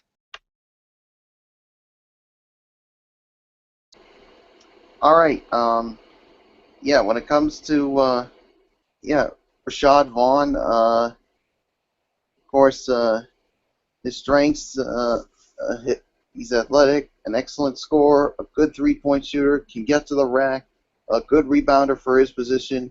His weaknesses: not exceptionally long, and has to improve free throw shooting slightly. And excuse me. Yeah, when it comes to their other selection, of course, they did get Norman Powell, but of course he ended up getting traded to the Toronto Raptors. So yeah, so I really was hoping that they could have done at least a little more when it comes to this draft for them. So to me, I'm gonna say I'm gonna say a C to a C minus for me. So Fletcher, your thoughts on the Bucks? Uh, Yeah, uh, yeah, no, I agree, Michael Bullock. You're absolutely right. To me, they got a seat on this. Uh, Rashad Vaughn is a volume shooter who could fit in nicely along with Michael Carter Williams. But let's be realistic, gentlemen. There was a lot of better players on the board at that time. At number 17, unfortunately, I can only give them a C for the rating. I thought they could have done a lot better, but it is what it is. Florio, it's yours. I'm going to meet you guys halfway. It's a C minus for me when it comes to the Milwaukee Bucks. I'm not a big fan of this one. I think they reached for Vaughn in the first round. I had him at I think they reached for Vaughn in the first round. He's a fine scorer and he's very young, which means he has upside. But he's only an average athlete, and he's going to be a perimeter player largely based on his jump shooting unless he improves in that regard. Also, this is a team that is pretty close to taking the next step in the Eastern Conference. And at 18 years old, Vaughn probably doesn't help them get there soon as he's still on a 2-year plan. Then the Bucks went and did something that made even less sense to me, trading their second rounder this year, which ended up being Norman Powell, a guy that I like his body of work, along with the Clippers' 2017 lottery-protected first rounder for Vasquez. Rivas Vasquez is an okay player, but the team just gave up a first rounder in a draft that is shaping up to be pretty strong for a backup that can't defend with only a year left on his contract. Again, he does a lot well, and he'll make the Bucks a better team, but I think we're only talking marginally better. Read 1 to 2 wins for a pick that could be fairly valuable. If Vaughn becomes what they're hoping, good for Milwaukee. But right now, I can't bring myself to write a good letter grade. So it's a C minus for me. I 100% agree with you guys. So enough of that. Let's get into another one of the draft winners of the draft. And oh boy, we definitely have another winner on our hands. The Minnesota Timberwolves. They select with the first pick in the NBA draft. The Minnesota Timberwolves select Karl Anthony Towns out of the University of Kentucky. And then with their other selection, they selected with the number 24 pick, Tyus Jones from the national champion Duke Blue Devils. They did lose Cedi Osman at number 31 and also lost Rakeem Crispus at number 36. Who gives a crap about that? Michael Fletcher, the Minnesota Timberwolves. I know you're very high on this team as well. So another big draft winner, wouldn't you say? Oh, without a doubt, another big draft winner. I would probably say right now they are probably the number 2 winners in the NBA draft this year, along with the Miami Heat. This was another A to A plus move. Clearly, you're not going to screw up the number 1 overall pick, would you? Well, it has been done before, but not this year. Karl Anthony Towns is a big man who is so diverse skill set, loads of potential, and moreover, he will fit absolutely perfect for the Minnesota Timberwolves. But this one was actually predetermined. We knew about this at least 2 days in advance that Karl Anthony Towns was going to be the number 1 overall pick. Now, some people are going to say, oh, it should have been Jahlil Okafor. Maybe he could have been the number 1 overall.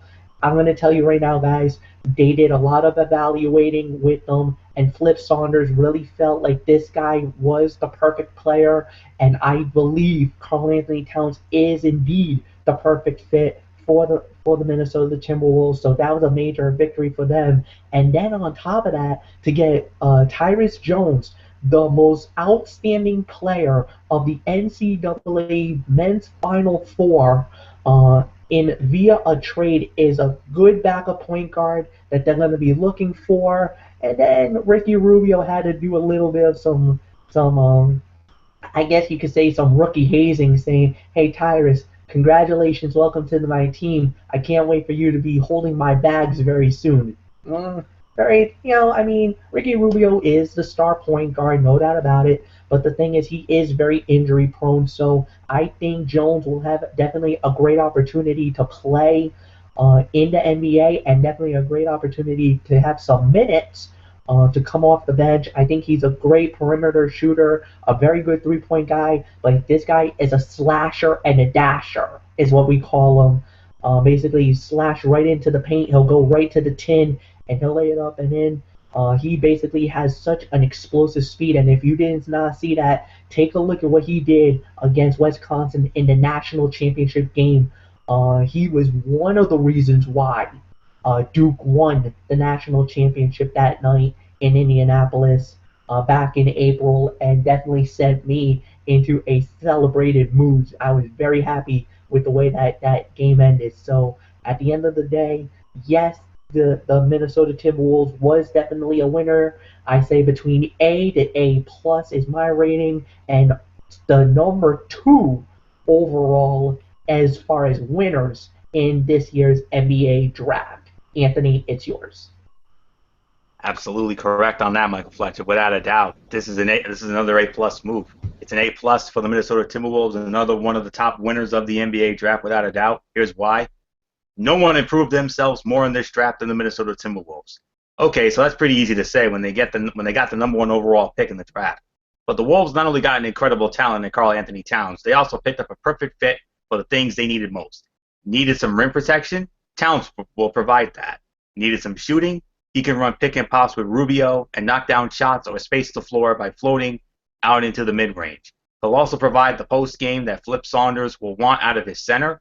He'll improve the Wolves on many levels, some substantially over the course of the next couple of years. Then, as if that wasn't enough, the Wolves decided to pounce as the hometown kid was plummeting, moving up in a trade with the Cleveland Cavaliers to take Duke's Tyus Jones, the Final Four most outstanding player, who will improve the depth behind Rubio, give them another option in the case that they decide to move on from the Spaniard, and also bring a sense of excitement to the team. You cannot do better than this in a draft at number 1. A+ for the Minnesota Timberwolves, beyond the shadow of a doubt. So with that said, Michael Bullock, your thoughts on the Minnesota Timberwolves? I agree. I mean, this is an A+. You're certainly not gonna screw up, of course, the number 1 pick in the draft and getting Karl Anthony Towns, and that's what they did. I mean, they got him, and he certainly gives them the legit. I mean, his strengths and weaknesses. His strengths: legit NBA center size, excellent shot blocker, great rebounder, mobile defensive player, 7'3.5" wingspan, good face-up shooter, can score in the paint with both hands, and a good free throw shooter. Weaknesses: post-game needs refinement and has to be consistent offensively. So, yeah, and then of course getting Tyus Jones via that trade. So, yeah, so a very good draft for the Minnesota Timberwolves. So, A+. So with that being said, let's move on to our next team, Florio.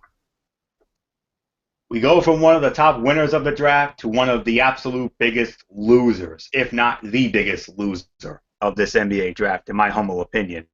The New Orleans Pelicans, they had a departure, only one departure, no other moves. They had Brandon Dawson at the number 56 pick and gone. Pelicans moved their first-round pick in a trade with the Rockets for Omer Asik, so when evaluating their draft, you kind of have to take that into account. But with the coaching hire of Alvin Gentry, it remains to be seen how or if Asik will fit into their plans as a free agent. If he doesn't, it's hard to see how they got the better end of this trade. Also, they sold their second-round pick, and I cannot get behind that by any stretch. D-, that's the grade for the New Orleans Pelicans, teetering on F status, if I'm being honest with you.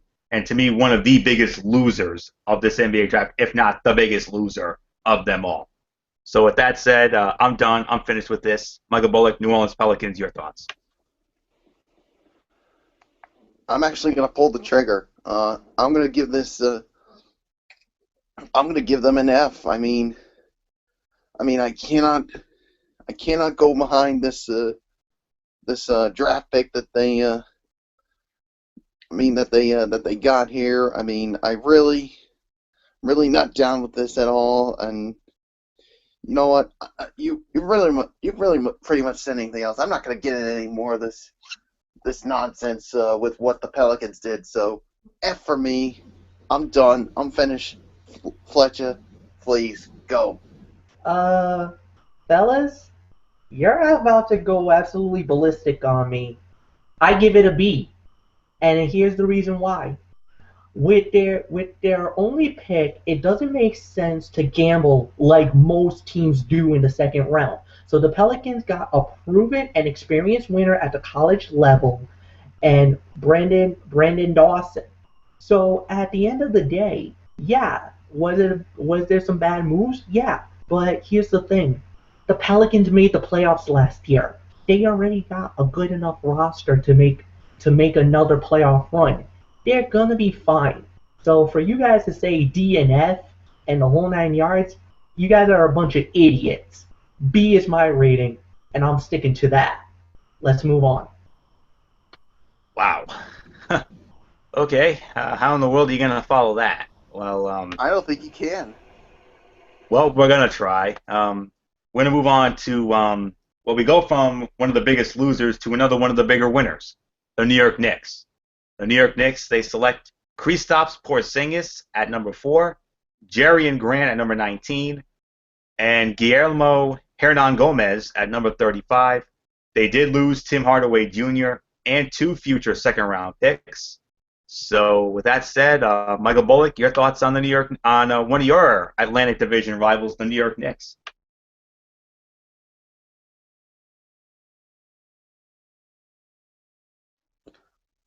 All right. When it comes to the number 4 overall pick, Kristaps Porzingis, his strengths and weaknesses, and strengths measurables, official height 7 inches. 7 and very long, mobility and athleticism off the chart for a player his height. Excellent shooter with quick release, nice touch around the rim. Potential 20 and 10 guy, could thrive as a 4 in a fast-paced offense. Weaknesses: lack of aggression, very uncomfortable playing in the post, would rather face up. Frame still needs to fill out, and defensive awareness and rebounding instincts need work. And this one here, this pick certainly has a lot of controversy here, and not a lot of New Yorkers are down with this pick, and even one Mr. and Fletcher, I'm pretty sure you know this man very well, Stephen A. Smith. I mean, he was not too happy about this pick, and for once, I don't blame him. I mean, you're asking someone like him to fill a spot and try to help a team like the New York Knicks, which was horrible last year, win right away. I hate to say it, I don't like this pick at all. And of course, Jerry and Grant they get from in a trade from the Washington Wizards. Yeah, excuse me.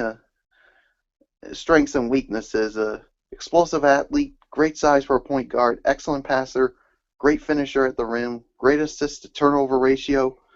Weaknesses: needs to become a most consistent 3-point shooter. Yeah. Excuse me. And who was the last one, Florio? I forgot who it was. New York also selected Jerry and Grant at number 19 and Guillermo Hernan Gomez at number 35. All right, I'm just trying to. Yeah, I mean, well, as far as for what I feel about their draft, I hate to say it, I'm gonna say C minus to maybe a D. I mean, especially with that number 4 pick, which definitely left my head scratching. Fletcher, I'm gonna toss it for you for your thoughts on the Knicks, and what's your thoughts about Stephen A. Smith's rant about the number 4 pick? I, Not only is Stephen A. Smith absolutely furious, the New York media is furious, Carmelo Anthony is furious. He absolutely feels like he got hoodwinked on this one, gentlemen. Um, and I'll say it like this. Yes, I understand what the complaint is about, especially with the number 4 pick. You're thinking, you need somebody right now. You need somebody who's going to be an impact player right away. And I truly believe, in my heart of hearts, I think New York kind of missed the boat here. Um, you know, this, the boots would suggest otherwise, but Porzingis he's the real deal, and that's why he seemed confident with a 7 foot big man with a smooth stroke. And he is a guy who is considered one of the best European players. So no doubt about it. Now the Grant move was a sensational pick.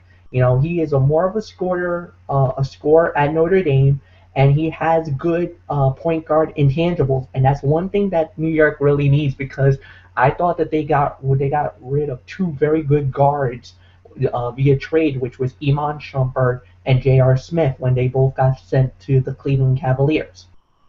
So they need to replenish defensively. At the end of the day, when you're looking for the guy that's supposed to be the savior for the New York Knicks, or the first significant move for the Knicks, especially under the new Phil Jackson regime, to go with a European player who not really well known, not really respected, and nobody really knows, sounds like a block move in my opinion.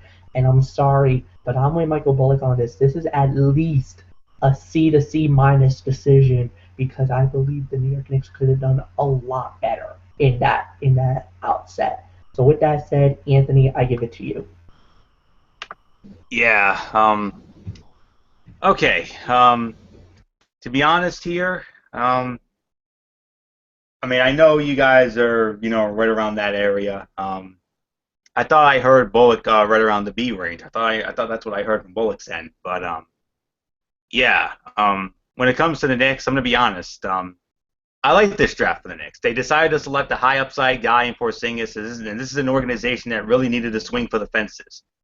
Porzingis should have no issues adjusting to American life, even in New York, and if the team can fill some spots around him, he'll be a good building block there. The key will be helping him fill out his frame and fostering his ability to think the game a bit better. If the Knicks do those things, he'll very much have a chance of reaching his vast potential. The Knicks then somehow found a taker for Tim Hardaway Jr., which was surprising to me. They moved him to Atlanta for the number 19 pick, where they took Notre Dame point guard Jerry and Grant. Grant is not the most perfect, it's not the most perfect fit in the triangle, given that he played in a wide open spread offense in college, and he can't really shoot consistently quite yet. But he represents a value pick, and he'll immediately increase the professionalism of your organization. So if they're willing to diverge from that system, I like it. Finally, the Knicks then dealt 2 future second-rounders to Philadelphia to get Willy Hernangomez, a teammate of Porzingis in Seville. He's a monster inside, almost impossible for ACB players to move off the block when he established his position now. His PER in the ACB was over 20 this season, one of the few 20-year-olds to ever accomplish that in the league. Maybe he works out, maybe he doesn't, but regardless, it can't hurt to have one of Porzingis' friends on the team in a couple of years, right? So I know we've had moves, we've had grades that weren't popular with us tonight. Another disagreement here. I'm going to give this a solid B+ because I like these moves, especially Jerry and Grant. I love Grant and his body of work at Notre Dame. So it's a B+ for me when it comes to the New York Knicks. So with that said, we're going to move on to our next team, and that next team is the Oklahoma City Thunder. They select Cameron Payne at number 14 and Dakari Johnson at number 48. So with that said, Michael Fletcher, your thoughts on the Oklahoma City Thunder?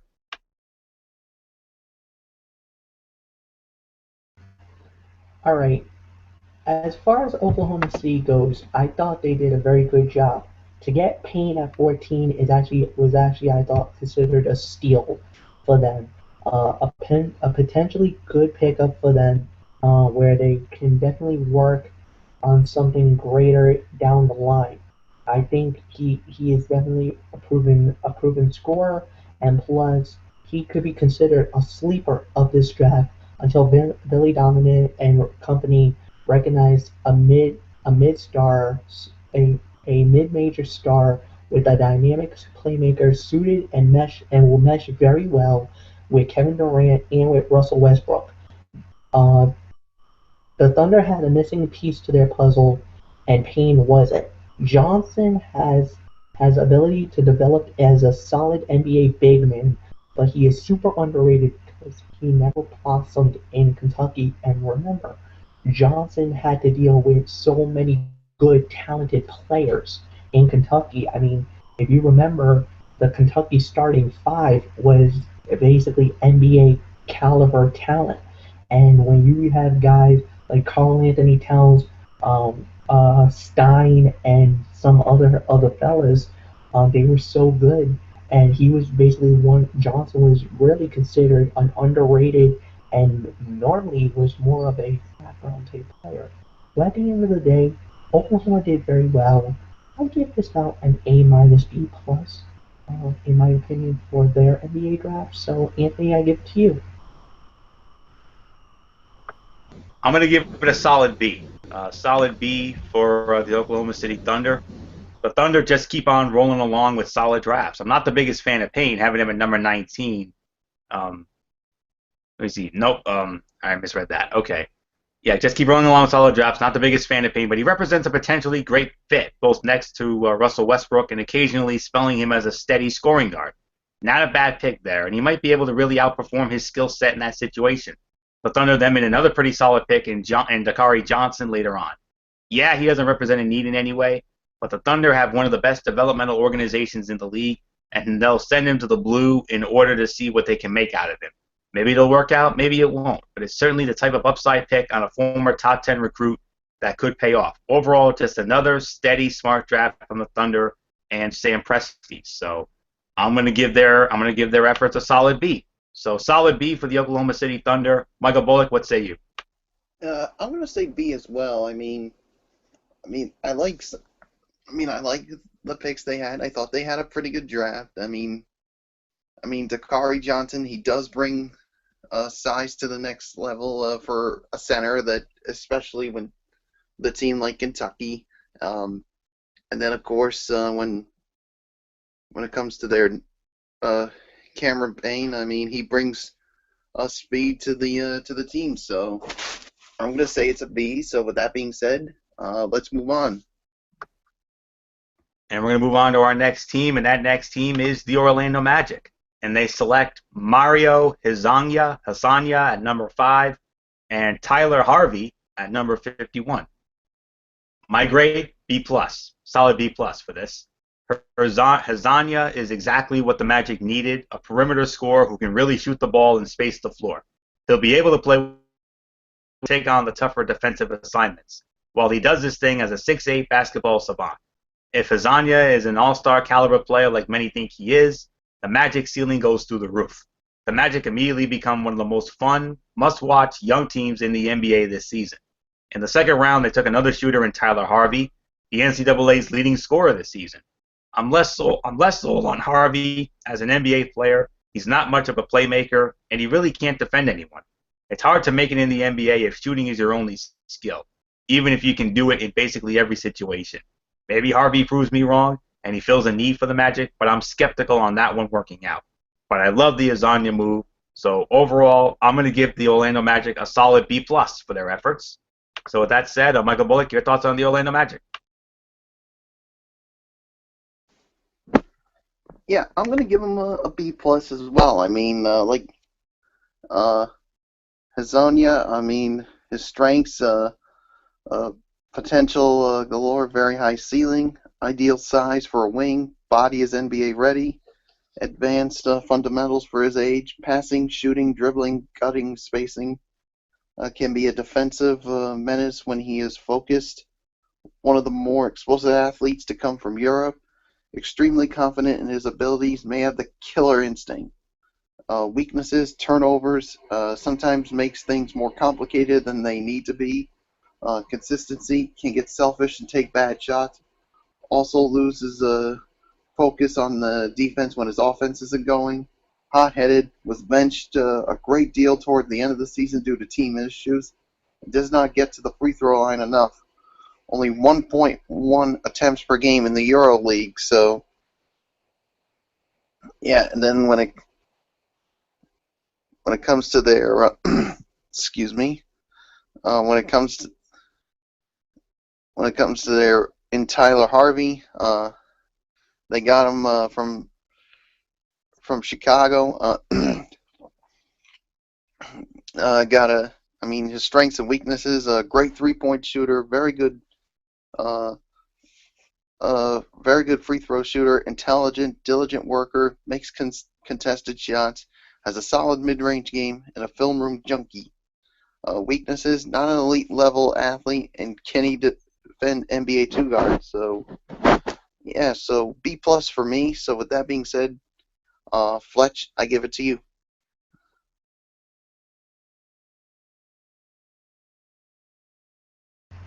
Yeah, I agree with you guys. This is about a B plus in my opinion as well. I think they could have done a lot better, but but definitely no doubt about it. Getting the Croatian Hazard seemed like an odd fit there, especially because you had Winslow, Moody, and there was still some other players on the board. He's a risk, but a good one based on his slashing and dashing and his shooting. Definitely. Harvey was, Anthony alluded to it, the nation's best scorer in college. But I do believe he'll find his way on the floor in the next level as well. I gotta go with the B plus is my rating as well. I thought they did a very good job. Anthony, let's move on.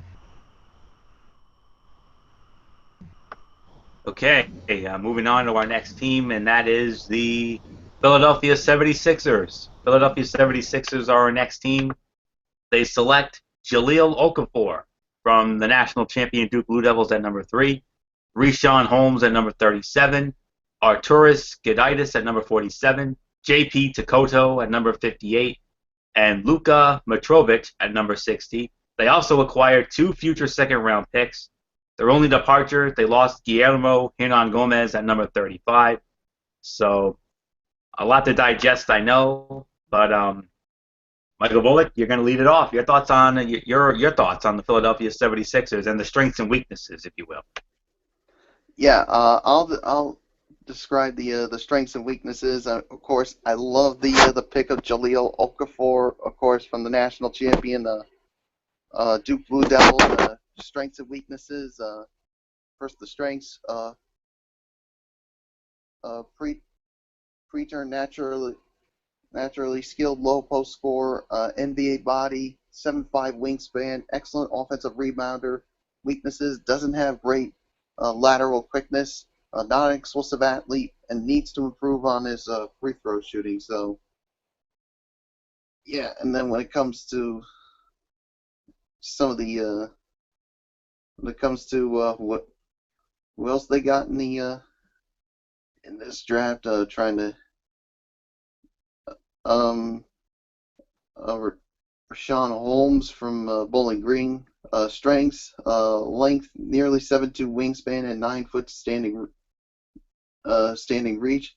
Explosive leaper, great shot blocker, good rebounder, improving face-up shooter with 3-point range. Weaknesses: post-game needs refinements. So, yeah. Yeah, and then moving on to Arturas Gudaitis. Strengths and weaknesses. Strengths: big body, thick frame, long arms, throws the ball down with force, solid rim protector, advanced footwork in the low post.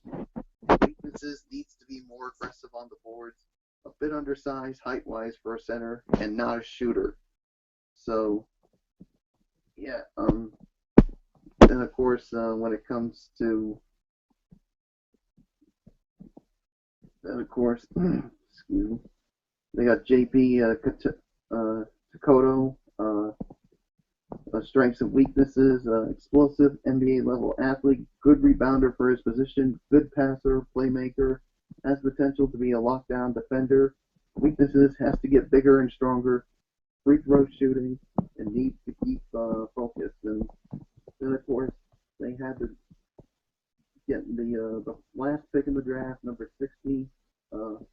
Luka Brovic, strengths, character, elected team captain of a EuroLeague squad at just 21 years old. Size, measurables are on par. Shooting, he is a better shooter than the numbers show. NBA readiness, he can come in and play for a team right away. Weaknesses, athleticism, and mobility are limited. Age, one of the older prospects on the board. Strength, he is tough, but still gets bullied by players bigger than him. So talk about a very active draft for the Philadelphia 76ers. So I'm going to give them maybe about I'm going to say B to B minus when it comes to this. So so that's what I say. Fletcher, your thoughts on this very active draft for the Sixers? It was a very active draft for the Philadelphia 76ers, but a very good draft for the Philadelphia 76ers. It all led with the big kahuna, which was Jahlil Okafor landing at their laps at number 3. I think that is, without a doubt, the biggest steal of the marquee superstars that was out there. I think there's no doubt in my mind that was a home run hit. That would have been an A anywhere in any type of thing.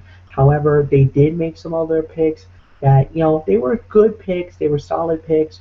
I just don't know if they're gonna pan out to be worth the while or anything else. But Jahlil Okafor, in my opinion, was the best talent overall in the draft, and I believe should have been the number 1 overall when this started. But he could not have ended up in a nicer position. Now he's going to be with Joel Embiid and Nerlens Noel. He is going to be a humongous player. And who knows, he might be the franchise of the team now. We'll wait and see in the near future. But I do believe that this is definitely a great pickup for them. But I agree with you, Michael Bullock. I give it at least a B to B plus for the Philadelphia 76ers. I thought they did a tremendous job in this draft. With that said, Anthony, it's yours. I'll round it out. B plus. It's a B plus for my taste on the Philadelphia 76ers. In the first round, the Sixers were a bit unfortunate to not see Russell fall. However, Okafor is the same kind of talent for the Sixers, an offensive star that could really push the rebuild forward if things go right. Yeah, the team has Nerlens Noel and Joel Embiid. Yeah, I have some questions about whether or not Embiid and Okafor could play together, but these log jams all require Embiid to stay healthy, and that just hasn't been the case so far. With Okafor and Noel, you'd have a perfect fit of Noel really covering for Okafor's defensive deficiencies, and Okafor providing enough offense in the front court for both of them. That combination could really work. Embiid is the wild card here, obviously given his potentially transcendent talent, but it's hard to know what you can count on him for right now. In the second round, the Sixers dealt their first pick for 2 more, then took Holmes, Gudaitis, Takoto, and Mitrovic. Mitrovic and Gudaitis will be stashed. I like Gudaitis a lot more, personally, given his mobility and ability to play above the rim. He could become a strong backup among the 2 college guys. Takoto is a potential defensive stopper that doesn't have a great frame and really can't shoot. Holmes is the lottery ticket here, as he's a long, athletic big man from Bowling Green that kind of did it all last year. He's active, blocks shots, gets hands in passing lanes, rebounds, and can shoot a bit from distance. His feel for the game is a bit low, but if you can help him gain experience and continue to grow mentally in the game, he could work well. Overall, this crop of second-rounders ended up being slightly underwhelming, but they'll have a shot to get a guy out of it. But mostly, this grade is mostly due to Okafor's body of work, so it's a B plus for the Philadelphia 76ers. So with that said, we're going to move on to our next team, and Michael Fletcher's going to lead it off. It's the Phoenix Suns. They had one selection. They select with the number 13 pick, Devin Booker. They acquired John Lure and lost the number 44 pick in Andrew Harrison. So, Michael Fletcher, your thoughts on the Phoenix Suns? All right, the way I feel about the Phoenix Suns goes like this.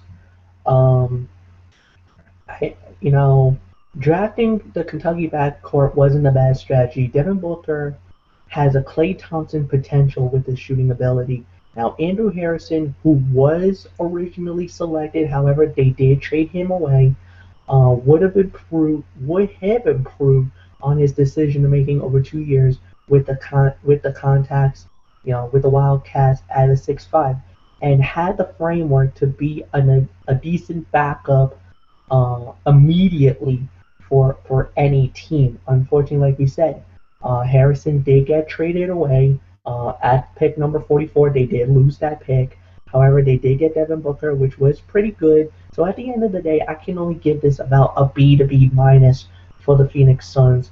I could have thought that they could have had a better. If they would have kept both of them together, I think this could have been a steal. At the end of the day, I think it could have even been almost an A level in my mind. But they did get one Kentucky guy, not two. So at the end of the day, I can only give this a B to B minus. So Florio, it's yours.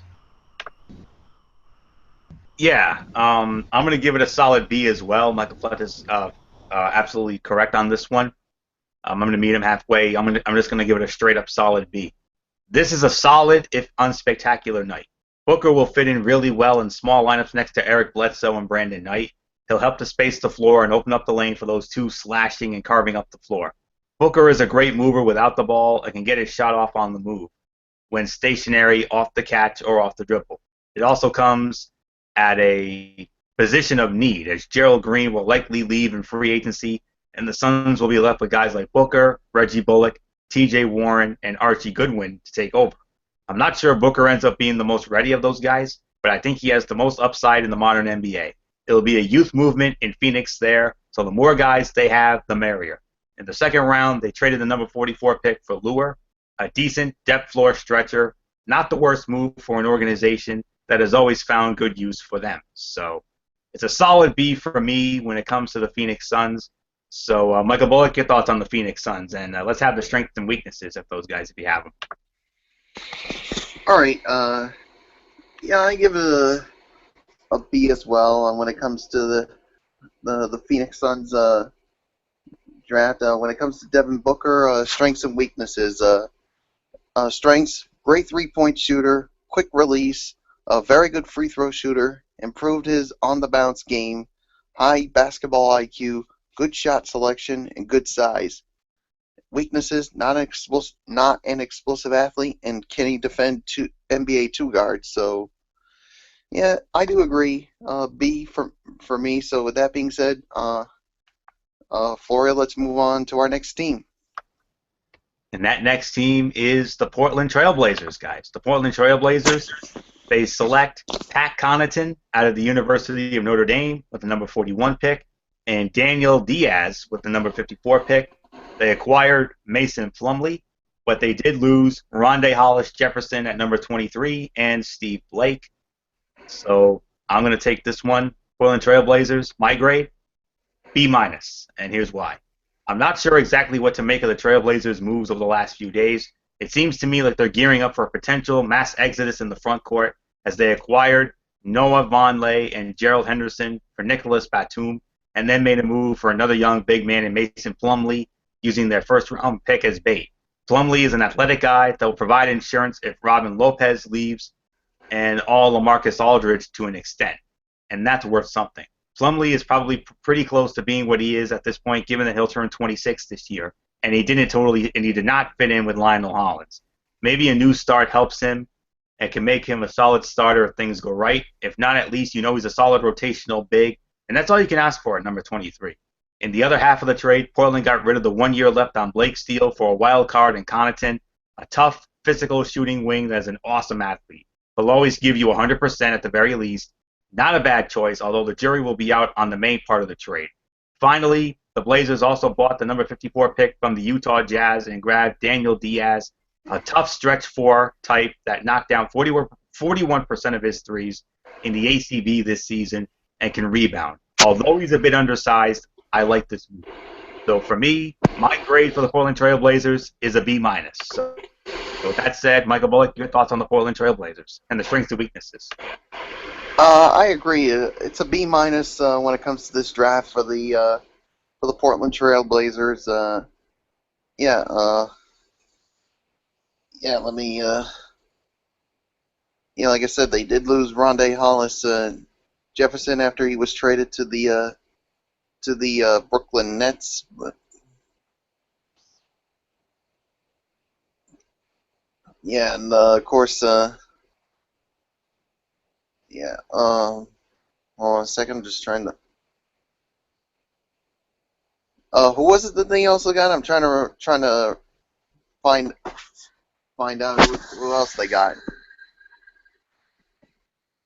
They got Pat Connaughton and Daniel Diaz. Those were their selections. They also acquired Mason Plumlee, and they lost Rondé Hollis Jefferson and Steve Blake in their departures. Yeah, I do. Like I said, it's a B minus. You know what? You pretty much touched on everything. There's really nothing else for me to say. So I'm just gonna toss it up to Fletch now. I actually have to agree with you guys. I can only give them a C for everything that Anthony just included. So we're just going to move on. Next teammate, Joe. We're almost there, guys. We only have, I believe, 5 more teams left, according to my calculations here. Yes, 5. Almost there, fellas. A couple more. Next team on our docket is the Sacramento Kings. And the Sacramento Kings only made one selection, but damn it to hell, it was a good one. It was Wally Cauley-Stein out of the University of Kentucky with the number 6 pick. So, Michael Bullock, your thoughts on the Sacramento Kings and the strengths and weaknesses of Mr. Cauley-Stein, if you would. All right, Willie Cauley-Stein. I love this pick here. Of course, when it comes to strengths and weaknesses, length. First off, his strengths. Length, 7'2" wingspan. He flies up and down the court. He's got a 37-inch vertical leap, and he's a great shot blocker. His weaknesses should continue to add strength and bulk. Offensive game still needs work and has to become a better free throw shooter. So I like this pick, especially since it came from another really good team, of course, the Kentucky Wildcats. So as far as when it comes to this, I'm gonna have to say probably a B. Well, a B plus to a B for me. So with that being said, Fletcher, your thoughts on the Sacramento Kings lone pick of Willie Cauley-Stein? I disagree. I think this was an overreach. I think they made a mistake. Here's the reason why. You got the best defensive player in the entire NBA draft. That's great, and that's going to be good, fun, and dandy. But the problem is you need point production. You need a scorer, and Wally Cauley-Stein is not it. He's not the guy. He's a prototypical. He is a guy that reminds me of Tyson Chandler and Dennis Rodman, but that's it. Great defensive mind. He'll get you shot blocks. He'll get you rebounds. He'll get you, those key things that you need. But he's a lockdown defender. But sometimes in the NBA, you need to be more than just lockdown defense. And with Sacramento and how bad they are, and with everything that's been going on, with them possibly trying to get rid of DeMarcus Cousins, and is he going to stay? Is he going to go? And now even that the Sacramento Kings are so angry with George Karl that they're even thinking about firing him. So I don't know what is there to believe or what to think. It's just a complete and utter mess. I believe they could have done something better with You're looking for scoring. You're looking for a better lead-type player, and I think they kind of missed the mark here. I think that they blew it with this one. I'm sorry, just my personal opinion. I can only give this a C. Florio, it's yours. Who do I agree with? I got to go with Michael Bullock on this one. My grade is a solid B+ for this one. The Kings kept it simple and proved the words about Cauley-Stein's injuries to be a smokescreen by taking him at number 6. You can think of this one of 2 ways. First, could this be an olive branch to DeMarcus Cousins? The team has said that they'll keep him, and Cousins was vocal about wanting Cauley-Stein. Now that he's gotten his man, will that help? Or could this be Cousins' replacement? Cauley-Stein is the perfect George Karl center, and you can only imagine what pick and rolls could look like between he and D'Angelo Russell if the Lakers agree to trade him to the Kings. One thing is for sure, though. Cauley-Stein is an incredible defensive player that can guard most forwards and all big men, as well as switch on to point guards with ease. The key will be developing his offensive game and continuing to improve his hands, because the spacing in this offense doesn't seem likely to be good if they play together. but given his athleticism level, this should be successful in some way regardless. So I got to go with Bullock on this one. I'm sorry, Fletch, with all due respect. It's a solid B plus for this pick. So with that said, we're going to move on to our next team. We're down to 4. Next up, it is the now former NBA champion San Antonio Spurs. They select Nikola Milutinovic at number 26 and Caddy Lalane at number 55. So, Michael Fletcher, your thoughts on our boy Alex Zapata's favorite team, the San Antonio Spurs? How did they do to you? How did they do in your eyes? The San Antonio Spurs can never do wrong when it comes to the NBA draft. You know, in recent years, it's always been about the draft that has made San Antonio an NBA championship caliber team. And once again, they proved to do it again with smart moves. First off, they take Serbian Nikolai Mitrovic at the number 20 spot. And the thing is that he's not going to come right away. That's fine because there's a big guy named Tim Duncan, Mr. Fundamental, and it looks like Tim Duncan is not ready to retire anytime soon. So what they're going to do is they're going to probably keep him in Serbia, and he'll get to play at least 3 more years, and then they'll probably bring him in, and he will probably be the next nucleus, a young player, basically under the potential for San Antonio, because you know how San Antonio works. San Antonio, they love to tap into that European market.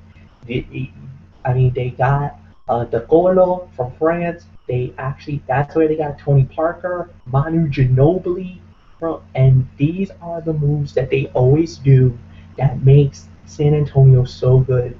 Kawhi Leonard was basically from a draft pick, and what they do and what they've become is one of the most outstanding, consistent, and celebrated teams in NBA history. They do it again with 2 very good picks and a nice pickup at number 55, Lavarle from UMass. He's definitely got some pieces. He's got some chances to do some good things. But at the end of the day, I love what San Antonio is going to do. Plus, San Antonio is also looking at a huge offseason as well. And right now, they are all in to try to get LaMarcus Aldridge from the Portland Trail Blazers. He is a free agent. And they're going to try to bring him into the fold and become basically probably one of the new nucleuses of the San Antonio Spurs. At the end of the day, I think they did a tremendous job. B to B plus for the San Antonio Spurs. I thought they were definitely they did a tremendous job in the draft. Anthony, it's yours. All right. I do have one quick question before I move on, Fletch, and that is, it's well documented about about your boy Alex Zapata. Have you by any chance talked to him? And did he share with you his thoughts on the picks? Unfortunately, no. He hasn't talked to me about it. He is more worried about free agency right now. He kind of was he is really excited at the possibility of getting LaMarcus Aldridge to San Antonio. But as far as draft goes, he didn't really talk much about it. He does know a little bit about the UMass player, and then he was like, what about for the Serbian? And I was like, well, it looks like it's going to be like a wait and see type thing.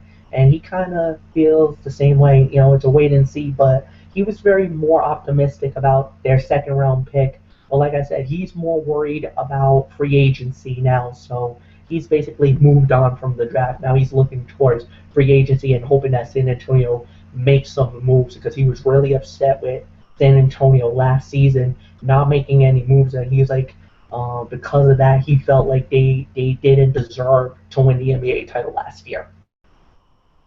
Okay, well I should say this past season. Okay, I just wanted to get his thoughts on that, because Alex Zapata, a big San Antonio Spurs fan, and I know he's probably still scratching his head over after what happened in the playoffs against the Clippers in that epic first round series. But Nonetheless, my thoughts on the San Antonio Spurs, Fletch. This is once again, I'm going to agree with you on this one. I'm going to give it a solid B. Solid B for the picks. A couple of longer-term projects for the Spurs. Milutinov is a guy that has been on NBA draft radars forever. He started for Partizan since he was a teenager and really took a step forward this season in his usage. At 7 feet with a 7'3" wingspan and fluid, mobile feet, this is the kind of guy the Spurs develop over the next 2 seasons, and you look up. And there he is, an NBA rotation player. Solid pick for them, I think. Lalane is an interesting guy to me because of his insane wingspan, but it's going to be tougher for him. He's not the best athlete in the world and doesn't have a great feel for the game, but he's a great rebounder and has a solid potential jump shot into the mid-range, and that has a ton of value now. Maybe he can find a way to make it work. Not sure yet, but we'll have to wait and see on that. But for right now, this is going to be a solid B for the San Antonio Spurs. So, Michael Bullock, your thoughts on the San Antonio Spurs as well as the strengths and weaknesses of these young men?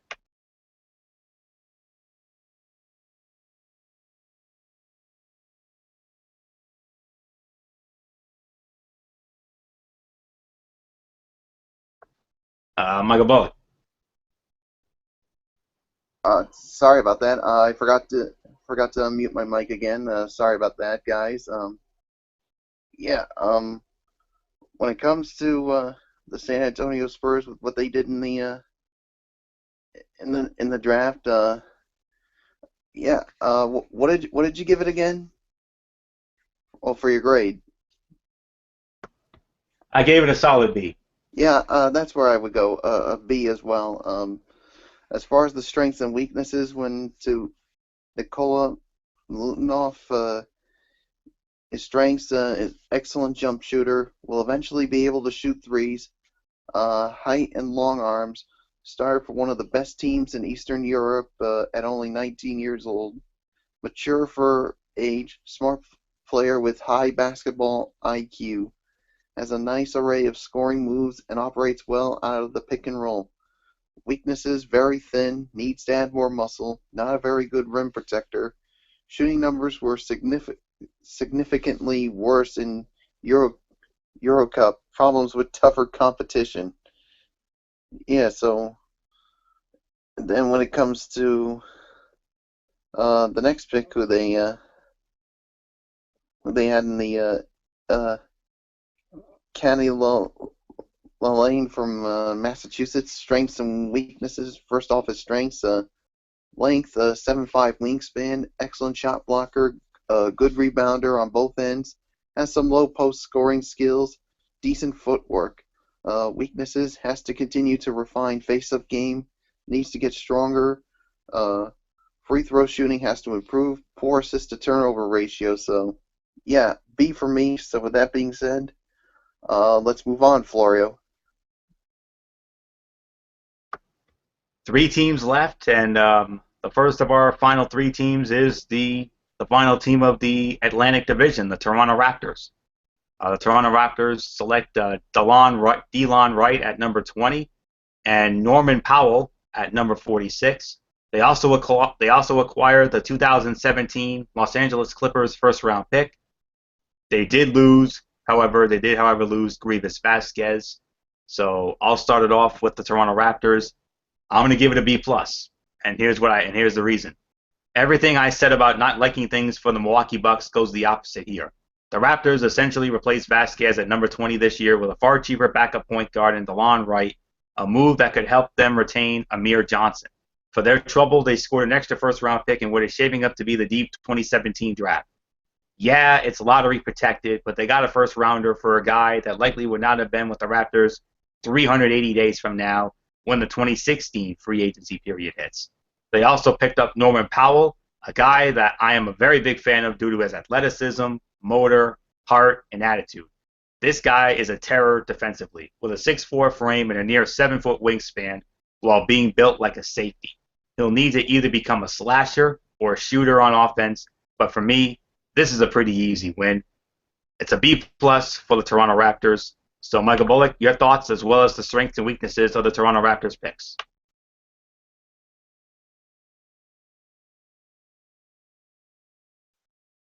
All right. When it comes to the Toronto Raptors, with their draft, Excuse me. Yeah, I'm trying to find it when it comes to. Yeah, what was their picks again, Florio? Who they got? They picked up DeLon Wright at number 20, and they also picked up Norman Powell at number 46, acquired the 2017 Clippers first round pick, and lost Grievous Vasquez as a departure. All right. Yeah. When it comes to Norman Powell, his strengths and weaknesses. His strengths: big time run jump athlete, 6'11" wingspan, great finisher at the rim, solid size, allows him to finish through contact, active defender who gets a lot of steals. His weaknesses: size could be a factor, especially defensively, and not a consistent three-point shooter. Yeah, and when it comes to DeLon Wright, who they got at number 20. His strengths and weaknesses: stat sheet stuffer, racks up assists, rebounds, steals, and blocks.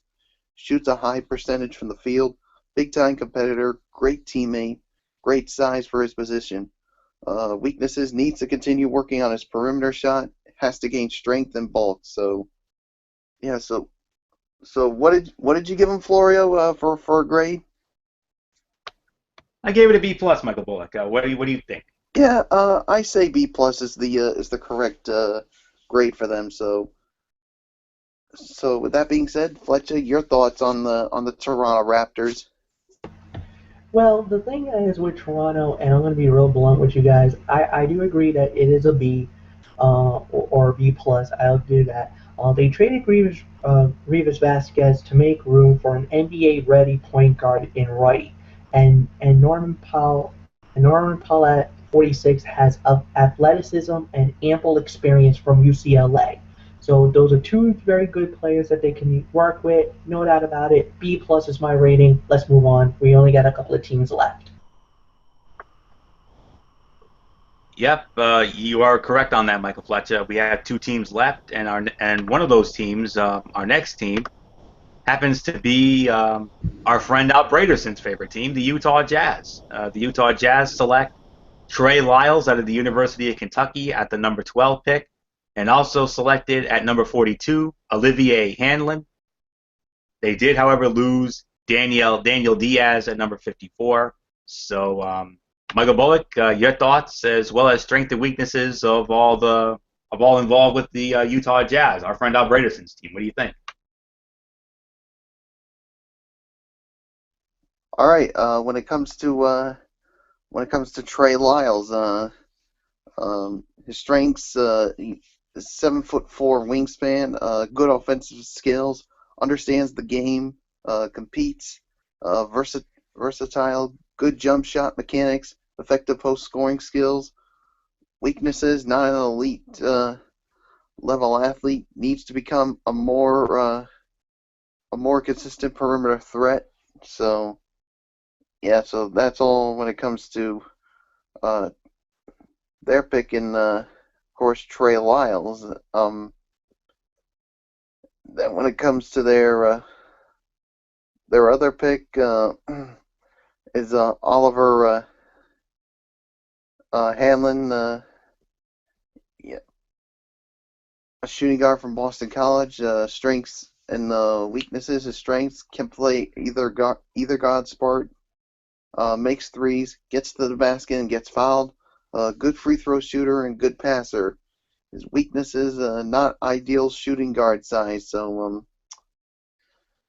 yeah. So when it comes to their draft, I thought, excuse me, I thought they had a good draft. So I'm gonna say probably I'm gonna go somewhere between B to B minus.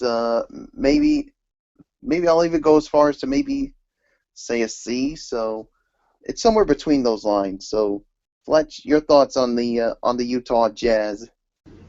Solid B. You pretty much made uh, a good let's just say good synopsis about it, but let's say this: Trey Lyles perhaps had to sacrifice his game the most in out of any NBA caliber in John Calipari's platoon style system. He has a chance to fully blossom in Utah. As far as their second pick, he's a solid scorer at Boston College, and also has Canadian and also has international experience playing for the Canadian national team as well. I think that's Oliver Hannon that we're talking about, which was the 42nd overall pick. So for me, I give it a B. I thought they did a very good job with that. Anthony, I give it to you. I'm going to meet you guys halfway here. I'm going to give it a B minus for our friend Al Bradison's Utah Jazz, and here's what I thought. I like the Lyles move, but don't overly love it. Yeah, he gives the organization a different kind of player in the front court, a shooting dimension in theory that they didn't have. Also, Lyles is a great mover without the ball, and Quinn Snyder will find something to do with him. Having said that, though, Lyles is a shooter right now that can't shoot. He was one of the worst catch-and-shoot guys in the NCAA last season per synergy, and his mechanics and balance waver. These are fixable problems, but they're going to take some time for him to get there. He probably isn't a massive help to the Jazz this season, but if he hits, he's going to be a great role playing big who gives them something new when they're ready to start making runs in the Western Conference. I like Olivier Hanlon in the second round, and he'll give them some scoring punch as a combo guard, especially if they deal Alec Burks. He's solid in the pick and roll and can shoot. In the third pick, they sold their second rounder to Portland, who took Daniel Diaz. I knocked them down a third of a letter grade for that. So it's a B minus for me. I was initially leaning towards solid B to B plus, but because of that little bonehead move, I'm gonna give it a B minus for Al Bradison's Utah Jazz. And with that said, we are now on our final team of the night, the Washington Wizards, and they select Kelly Oubre at number 15 and Aaron White at number 49. They did lose 2 future second rounders. Michael Fletcher, your thoughts on the Washington Wizards? Well, the 2 future second rounders are always premiums, especially in an NBA draft, so that's going to be definitely hindering on my overall opinion. But Kelly Oubre is far from a finished product, but has the capabilities to give the Washington Wizards an explosive 3-style player, a small forward player who can play great defense, but he's got a lot of holes in his game, but they're fixable. So there's nothing to really worry about, and I know Michael Bullock will get into the intangibles, what he likes and what his strengths and weaknesses are, so I'll let him fill in those blanks. As far as Aaron White goes, he was the other pick here. Solid player, nothing fancy. Basically, he does have some good three-point abilities, and he also is a decent perimeter guy. He does lack a little bit on defense. That's something that he's going to have to work on, especially on the ball, especially in man-to-man coverage. He did get exposed a little bit a few times when he did play. So he just has to get better on on man-to-man situations. But I think he will be fine, because when you're with the Washington Wizards, let me tell you, they do preach a lot of defense, and they are probably one of the more hard-hitting type teams that you got. And plus, where you got guys like John Wall, Bradley Beal, Nene, and a lot of those other guys, you're going to fit in real nice with this team. My grade is a B minus for the Washington Wizards. Anthony, it's yours. I gotta disagree with you a little bit on this one, Fletch. B minus, you said. I respect that, but to me, I'm actually gonna go a full letter higher here. I'm actually gonna give this an A minus, and here's the reason why. This is a terrific trade, fit and pick for the Wizards. If you would have told this team that coming into the draft, all they'd have to do is give up number 19 and 2 second rounders for Kelly Oubre, they probably would not have believed you.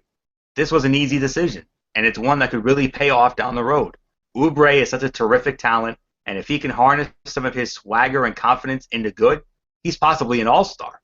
That's the kind of talent we're talking about here when talking the 6'7" wing with a 7'2" wingspan. The question is just whether or not he will continue to work hard and really become the guy who can play next to Bradley Beal and John Wall on the perimeter. If he does that, the Wizards will be very happy with what happens. In the second round, the Wizards took Aaron White, a potential stretch four type that has terrific analytic ratings and solid athleticism at 6'9". He'll probably be in Europe next season. That's my guess. But because of this outstanding trade here, A-, that's my pick. That's my grade for the Washington Wizards. So, Michael Bullock, wrap this whole thing up with the strengths and weaknesses and your thoughts on the moves by the Washington Wizards. I'm going to meet you guys in the middle, and I'm going to say a B when it comes to this. Like the pick of Kelly Oubre that they got in the trade. Strengths and weaknesses. I'll start with the strengths. Perfect size and length for NBA wing. A 7'2" wingspan. A great athlete. Can become a great defender. Good rebounder for his position. Solid three-point shooter. And good free throw shooter. His weaknesses: has to gain size and strength, and needs to keep working on consistency. So when it comes, and then when it comes to their next pick of Aaron White, the strengths for him: high basketball IQ, bouncy, good speed, good rebounder, facilitator from the high post, knows how to score in the paint, gets to the free throw line a lot, good free throw shooter, and can make threes. His weaknesses: has to get bigger and stronger. What position does he play, defend, and his jump shot needs to become more consistent. So, yeah, so it's a B for me. So with that being said, Florio, let's put a bow on this show. That's exactly what we're going to do. That concludes our NBA Draft Recap edition of Strictly Sports. We thank you all so very much for tuning in. Of course, it's now time for our shout-outs. Michael Bullock, you're going to start it off, then give it off to Fletch, and then I'll, wrap the whole thing up with the future content and whatnot. So, Bullock, let's get your shout-outs first off. All right. Yes, of course, special shout-outs to all of our tremendous fans and viewers out there who continue to support our shows, whether it's Strictly Sports or the Wrestling Forum. It doesn't really matter. We appreciate it. We thank you all so much for listening to us tonight, recapping the NBA draft. Of course, shout out to our super fans: Dede Woodson, Kevin Woodson, Matt Ward, and Jason Hixabaugh. Of course, shout out to our friends from our high school days. Of course, Al Bredderson, Jimmy Alden, Rob Parsons, Eric Carrier, Tom Souza, the First Lady of Strictly Sports, Kaiser Butler, the First Lady of the Wrestling Forum, Megan Silva, our local personalities, of course, Ken Bell from ABC6, Yanni Caracas, Mark Dondero, and Patrick Little from Channel 12.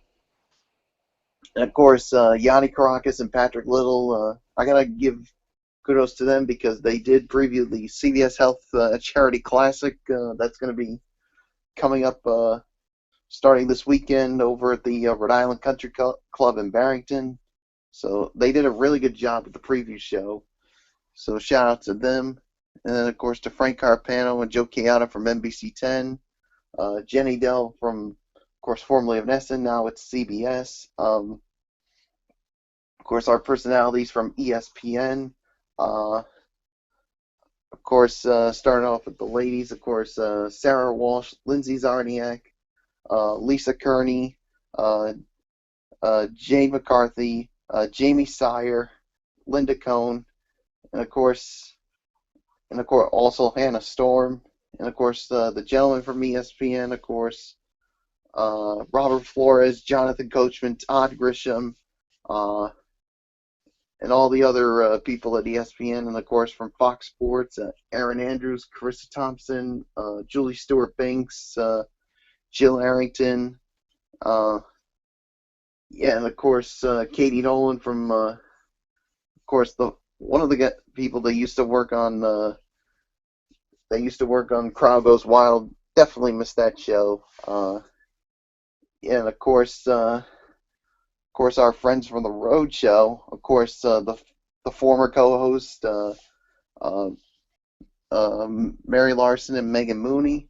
And of course, to the three current people, of course, Will Gilbert, Brendan Kirby, and Michaela Johnson. And sorry to interrupt, Michael Bullock, but don't you have an interesting story you want to share? I was just about to get to that part, Florio. I was just about to get to that. Yeah, I mean, I was on my way to the Dunkin' Donuts on Fall River Avenue in Seekonk because I was just getting out of the gym over at Planet Fitness. I was heading over there just to get myself a coffee, and who do I run into? The three of them, the three people from the road show. Uh, all three of them, Michaela Johnson, Will Gilbert, and Brendan Kirby. And yeah, I guess they were doing like a promo for the show, and yeah, I had a little chat with them, and especially with Brendan, since he did tell me he was a fan of the WWE. So, and he even told me that from 2007 to last year, he went to all the WrestleManias. So I had a nice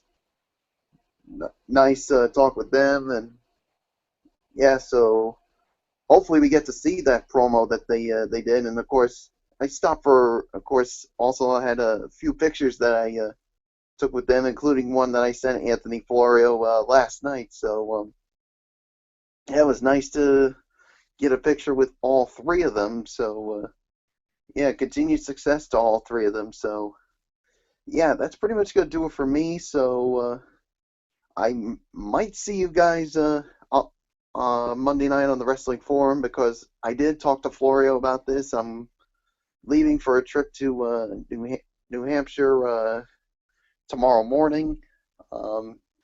So my status right now is up in the air, but who knows if, I mean, I am going to bring my iPad with me, and if that's the case, I mean, I'll be doing the show with you guys from on location in New Hampshire. So we'll wait and see how that goes.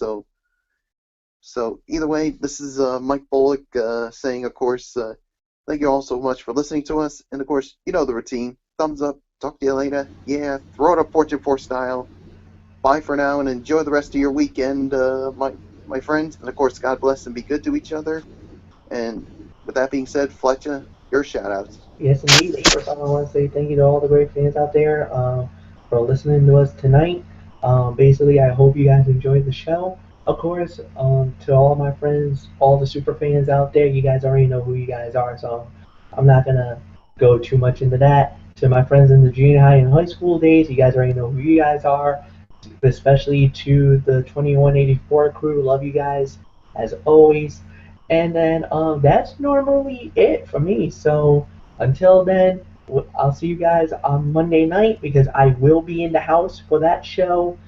It looks like it might be the two dudes with attitudes running Monday Night Raw, depending if Michael Bullock can be a part of it or not. We'll wait and see about that. Until then, you know the routine. Us and Amp House, we out. Good night. Anthony, it's all yours, my friend. Send it home. All right, Michael Fletcher, will do. Of course, I want to thank you all so very much for tuning in tonight to this special NBA Draft recap edition of Strictly Sports. We hope you enjoyed it. Of course, special shout-outs to all of our tremendous fans out there who continue to make Strictly Sports and the Wrestling Forum as ridiculously over as they are. We appreciate it as always. You are the best fans in the world. Our super fans, special shout-outs to them, Dee Dee Woodson, Kevin Woodson, and the entire Woodson family, Matt Ward, Jason Hicksonbaugh, Daniel Luttrell from the UK, our friends from our high school days, of course, Tommy Souza, Eric Carrier, Jimmy Alden, Alvaredoson, and Rob Parsons, and of course, mostly Derek Ferrera, of course. Of course, he's taking a leave of absence from the Wrestling Forum. I'm not sure if that applies to Strictly Sports as well, but we are hopeful that Derek Ferrera will be back with us very soon. But in the meantime, I will be more than happy to continue holding down the fort as long as he needs me to. So that's what I do. So, yeah. So, Derek Ferrera, hope all is well with you, my man. We missed you here, and we hope to see you back here very soon. Michael Bullock touched on all of our television personalities. I definitely agree with him on every bit of that. I'm not going to waste any time to rehash that. Although I do want to commend Patrick Little and Yanni Caracas for an outstanding job, well done as always, as they previewed the upcoming CBS Caremark Charity Golf Classic that's coming up in a couple of days. So very good job on that preview show, fellas. And of course, and definitely our friends from the Roadshow. Like I said, I mean, Will Gilbert, Brendan Kirby, and Michaela Johnson, Michael Bullock, and I had a Facebook chat just about 24 hours ago. Bullock sent me a text of the photo that he got with all three hosts, and a very surreal moment to say the very least. I mean, he just saw Michaela Johnson and Will Gilbert at the Special Olympics State Summer Games just about a month ago, and go figure, just about a month later, roughly a month later, he gets to see them again, a chance encounter, if you will. So, and a great story about Brendan Kirby too. I mean, it's very well documented about his love of professional wrestling, as he shares that same love with all of us here, and great story about him, going to all those WrestleManias from 23 through, I don't know if it was 29 or 30, but definitely a great story nonetheless. Yeah, you got to see last year's WrestleMania. Oh, he was. He was in New Orleans. Okay. Yeah, because he told me that he said, well, unfortunately, that he was there to see the streak come to an end. Yes.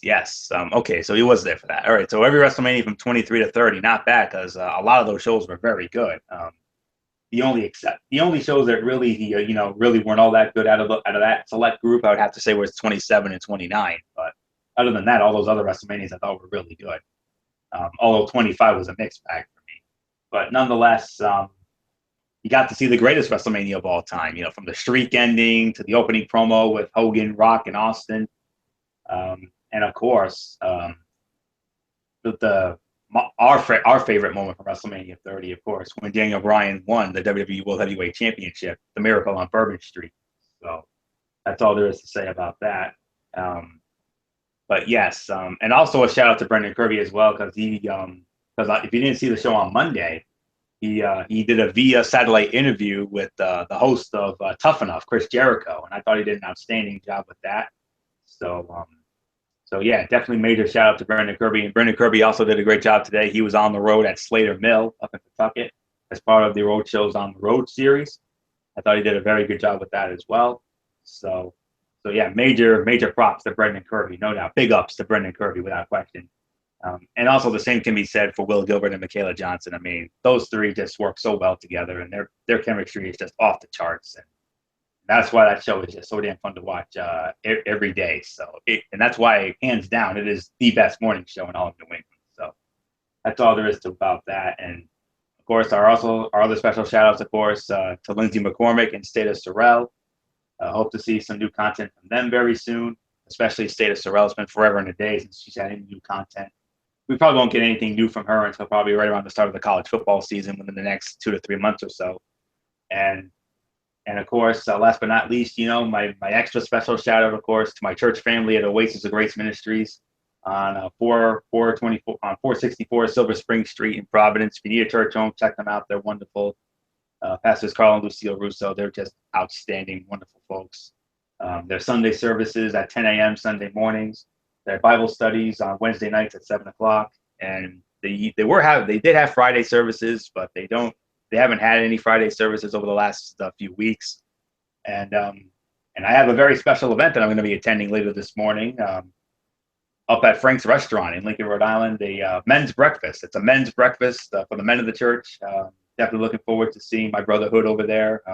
I'm going to be there with my father, and my father and I are going, and of course we'll get to see all of our buddies from the church. So it'll be a great day of male bonding. So I'm definitely looking forward to that. I love those guys, and I also love the women, of course. I love everybody over there. They're wonderful over there, and a special shout out to my special friend Jacqueline and her best friend Tiffany, who sometime today will be leaving for a mission trip to the Philippines. They're going to be gone for the next 16 days or so, and I wish those two the very best, and we hope that they come back here safe and sound, and they're gonna do some wonderful things over there, some fantastic things for the children over there. So yeah, even though I'm gonna miss them both like crazy, and the Sunday services for the next few weeks will not be the same without their style and grace and just their wonderful all around personalities. They're just wonderful folks, and I love them both to death. So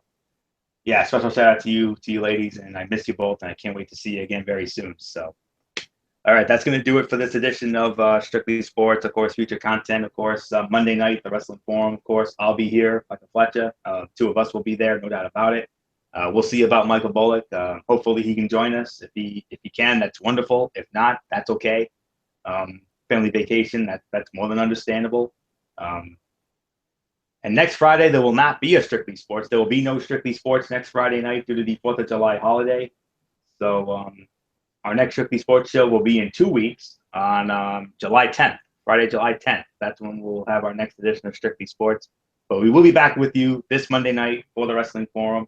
It was announced. We do have a match, and we already have a match announced for Monday Night Raw. I just found this on a dirt sheet. Tag team main event. It's going to be Roman Reigns teaming up with Dean Ambrose to take on WWE World Heavyweight Champion Seth Rollins and Corporate Kane. So Seth Rollins, Corporate Kane versus Roman Reigns and Dean Ambrose, tag team main event this Monday night on Raw from the Verizon Center in Washington, D.C. We'll recap it all. Like I said, I'll be here. Fletch will be here. We're hoping Bullock can join us. If he can, like I said, that's great. If not, then that's okay too. So, but we'll see what happens. But as long as I have as long as there's at least 2 people on here, that's okay with me. I know Derek likes to have the 3, but for me, as long as there's at least 2, then I'm happy. So, all right, that's going to do it now officially for this show. So until Monday night for the Wrestling Forum, it's Anthony Florio here for Michael Bullock, and in spirit, Michael Fletcher, and of course, Derek Ferrera, who we wish nothing but the absolute best to during his leave of absence at this time. Anthony Florio here saying, you know the routine, everybody. Thumbs up. Talk to you later. Yeah, throw it up Fortune 4 style. Have a great weekend, everybody. Bye for now, my friends. God bless. Be good to each other. And until Monday night for the Wrestling Forum, right back here on my channel, you've been watching this 2015 NBA Draft Recap Edition of Strictly Sports right here on the Tone 25 on YouTube.com. For now, Anthony Florio. So long.